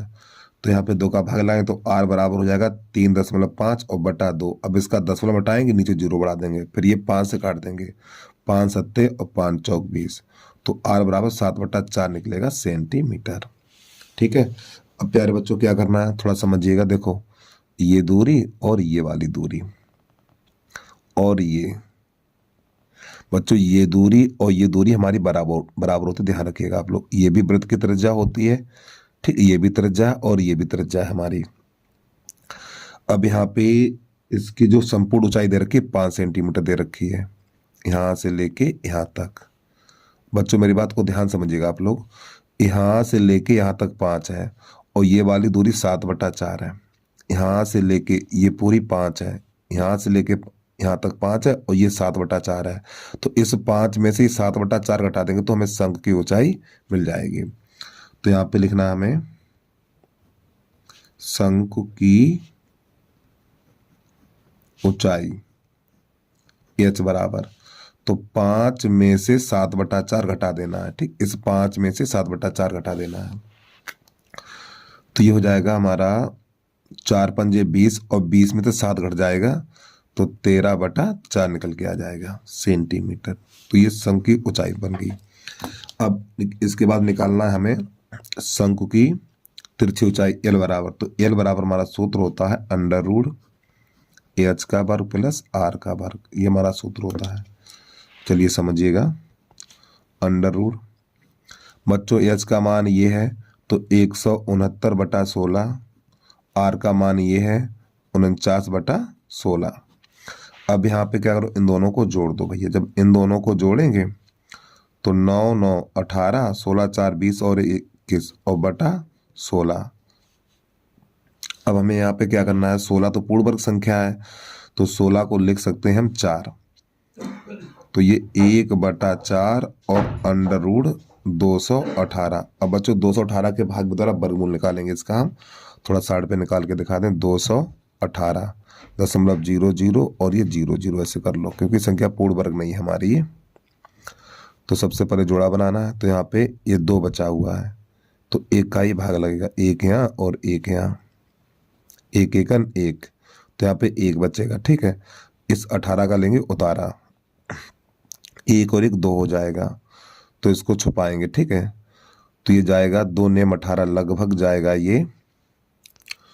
तो बच्चों यहाँ पे 4 बार जाएगा। ठीक है, 4 यहाँ और 4 यहाँ और 4 यहाँ, तो 4 चौक 16 के 6 हासिल 1, 4 दूनी 8 और 1 9। घटाइए इसको तो यहाँ पर बचेगा हमारा, अगर 5 बार दोगे ना तो 125 हो जाएगा, लेकिन है यहाँ पे 118 तो यहाँ पे बचेगा 2 हमारा, और इधर भी बचेगा 2, इतना। ठीक, 8 में से 6 गया 2 और 11 में से 9 गया 2, 4 चौक 16, 4 दूनी 8 और 1 9। अब ये वाला दशमलव पहले यहाँ लगा दो। अब इस 00 का तौरा ले लो इस प्रकार। अब इन दोनों को जोड़ेंगे तो जोड़ने पर प्राप्त होगा हमें 28। अब बच्चों इसके छुपाएंगे 2 अंक और इसका छुपाएंगे 1, तो 2 का भाग 22 में लगाना है हमें। ठीक है, तो कितनी बार जाएगा ये देख लें पहले हम। तो बच्चों यहाँ पे 7 बार जाएगा हमारा। ठीक है, तो 7 आपको यहाँ लिखना है और 7 यहाँ लिखना और 7 यहाँ लिखना है। चलिए काम करिएगा इस पे। तो 7 सत्ते 49 की 9 हासिल 4 और 7 अट्ठे 56, 7 अट्ठे 56 और 56 में जोड़ेंगे 4 तो ये बन जाएगा हमारा 60। फिर इसके बाद यहाँ पर बचेगा हमारा 6, हासिल 6 लगेगी ना, तो 7 दूनी 14, 14 6 20। अब इसको घटाइए तो घटाने पर हमें प्राप्त होगा 1, यहाँ रह जाएगा 9 और यहाँ पर हो जाएगा 1। फिर इसका उतारा लेंगे 00 का, ये बचा हुआ हमारा। ठीक है, 7 7 14 की 4 हासिल 1, 28 और 1 29। अब इसका भाग लगाएंगे तो इसके छुपाने हैं बेटा 3 और इसके छुपाने हैं 2, तो ये लगभग चला जाएगा 6 7, ये 6 बार चला जाएगा हमारा। ठीक है, तो यहाँ पे 6 कर लीजिए इतना। अब आपको यहाँ पे क्या करना है, 1/4 गुणा इसका मान एक बार चेक कर लें 6 बार जाएगा कि नहीं जाएगा। ठीक है, थोड़ा साइड पे हम करते हैं, साइड पे कर लेते हैं यहाँ पर हम, क्योंकि यहाँ पे कट्टा पिट्टी ज़्यादा हो जाएगी। तो प्यारे बच्चों 6 बार जाएगा। देखो हमने यहाँ पे 6 का गुणा किया तो ये संख्या, और 7 का किया तो जाना हो गया 20,600 हो गया, लेकिन यहाँ पे 19,000 है तो 6 बार जाएगा। चलिए समझिएगा आप। तो जब इसका हमने भाग में द्वारा वर्गमूल निकाला तो निकला है 14.76। 4 से काट दो, ये 4 एकन 4 और 4 तियो 12। दशमलव से पीछे 2 ही अंक लिखे जाते हैं, 4 तियो 12।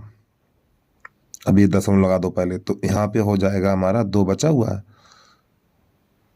4 तियो 12 तो 27 हो गया, और 4 छंग 24। फिर 1 बचा हुआ है, नहीं 1 मिनट, 4 तियो 12, 2 बचा हुआ है तो यहाँ पे हो गया 27, 4 छंग 24, 3 बचा हुआ है और 4 नेम 36। तो बच्चों जो एल बराबर निकलेगा हमारा 3.69 और भुजा सेंटीमीटर में दे रखी है, ठीक, सेंटीमीटर। अब हम यहाँ पे क्या करेंगे, तो बच्चों देखो ये वाला 9 हटाएंगे तो यहाँ पे 7 कर देंगे, तो आपको लिखना एल बराबर 3.7 सेंटीमीटर। अब आपको निकालना ठोस का पृष्ठीय क्षेत्रफल, तो नई लाइन से लिखना है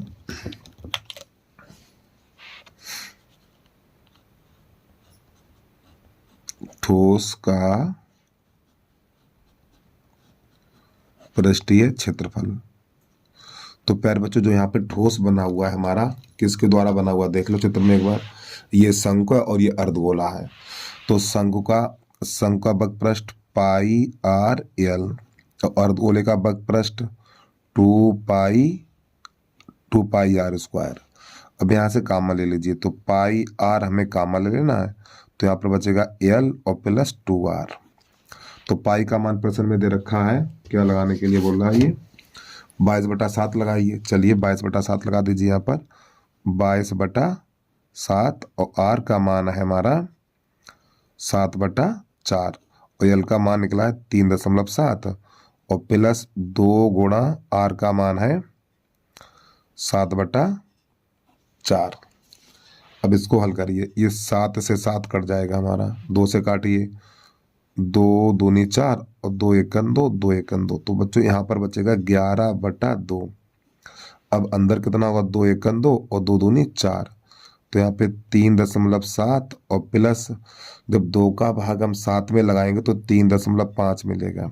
अब इन दोनों को जोड़ दीजिए, ये 11/2 और यहाँ पर हो जाएगा 7 5 12 की 2 हाथ से ले 3 3 6 7 इतना, ठीक। अब ये 2 से काट दीजिए, तो 2 एकन 2 तो हो जाएगा 2 3 6.6, इसका गुणा करिए। अब 11 छक्का 66 हासिल 6, 11 3 33, 33 और 6 33 और 6 39 और 10 से पीछे 1 अंक है और यही हो जाएगा हमारा वर्ग सेंटीमीटर, ठीक है।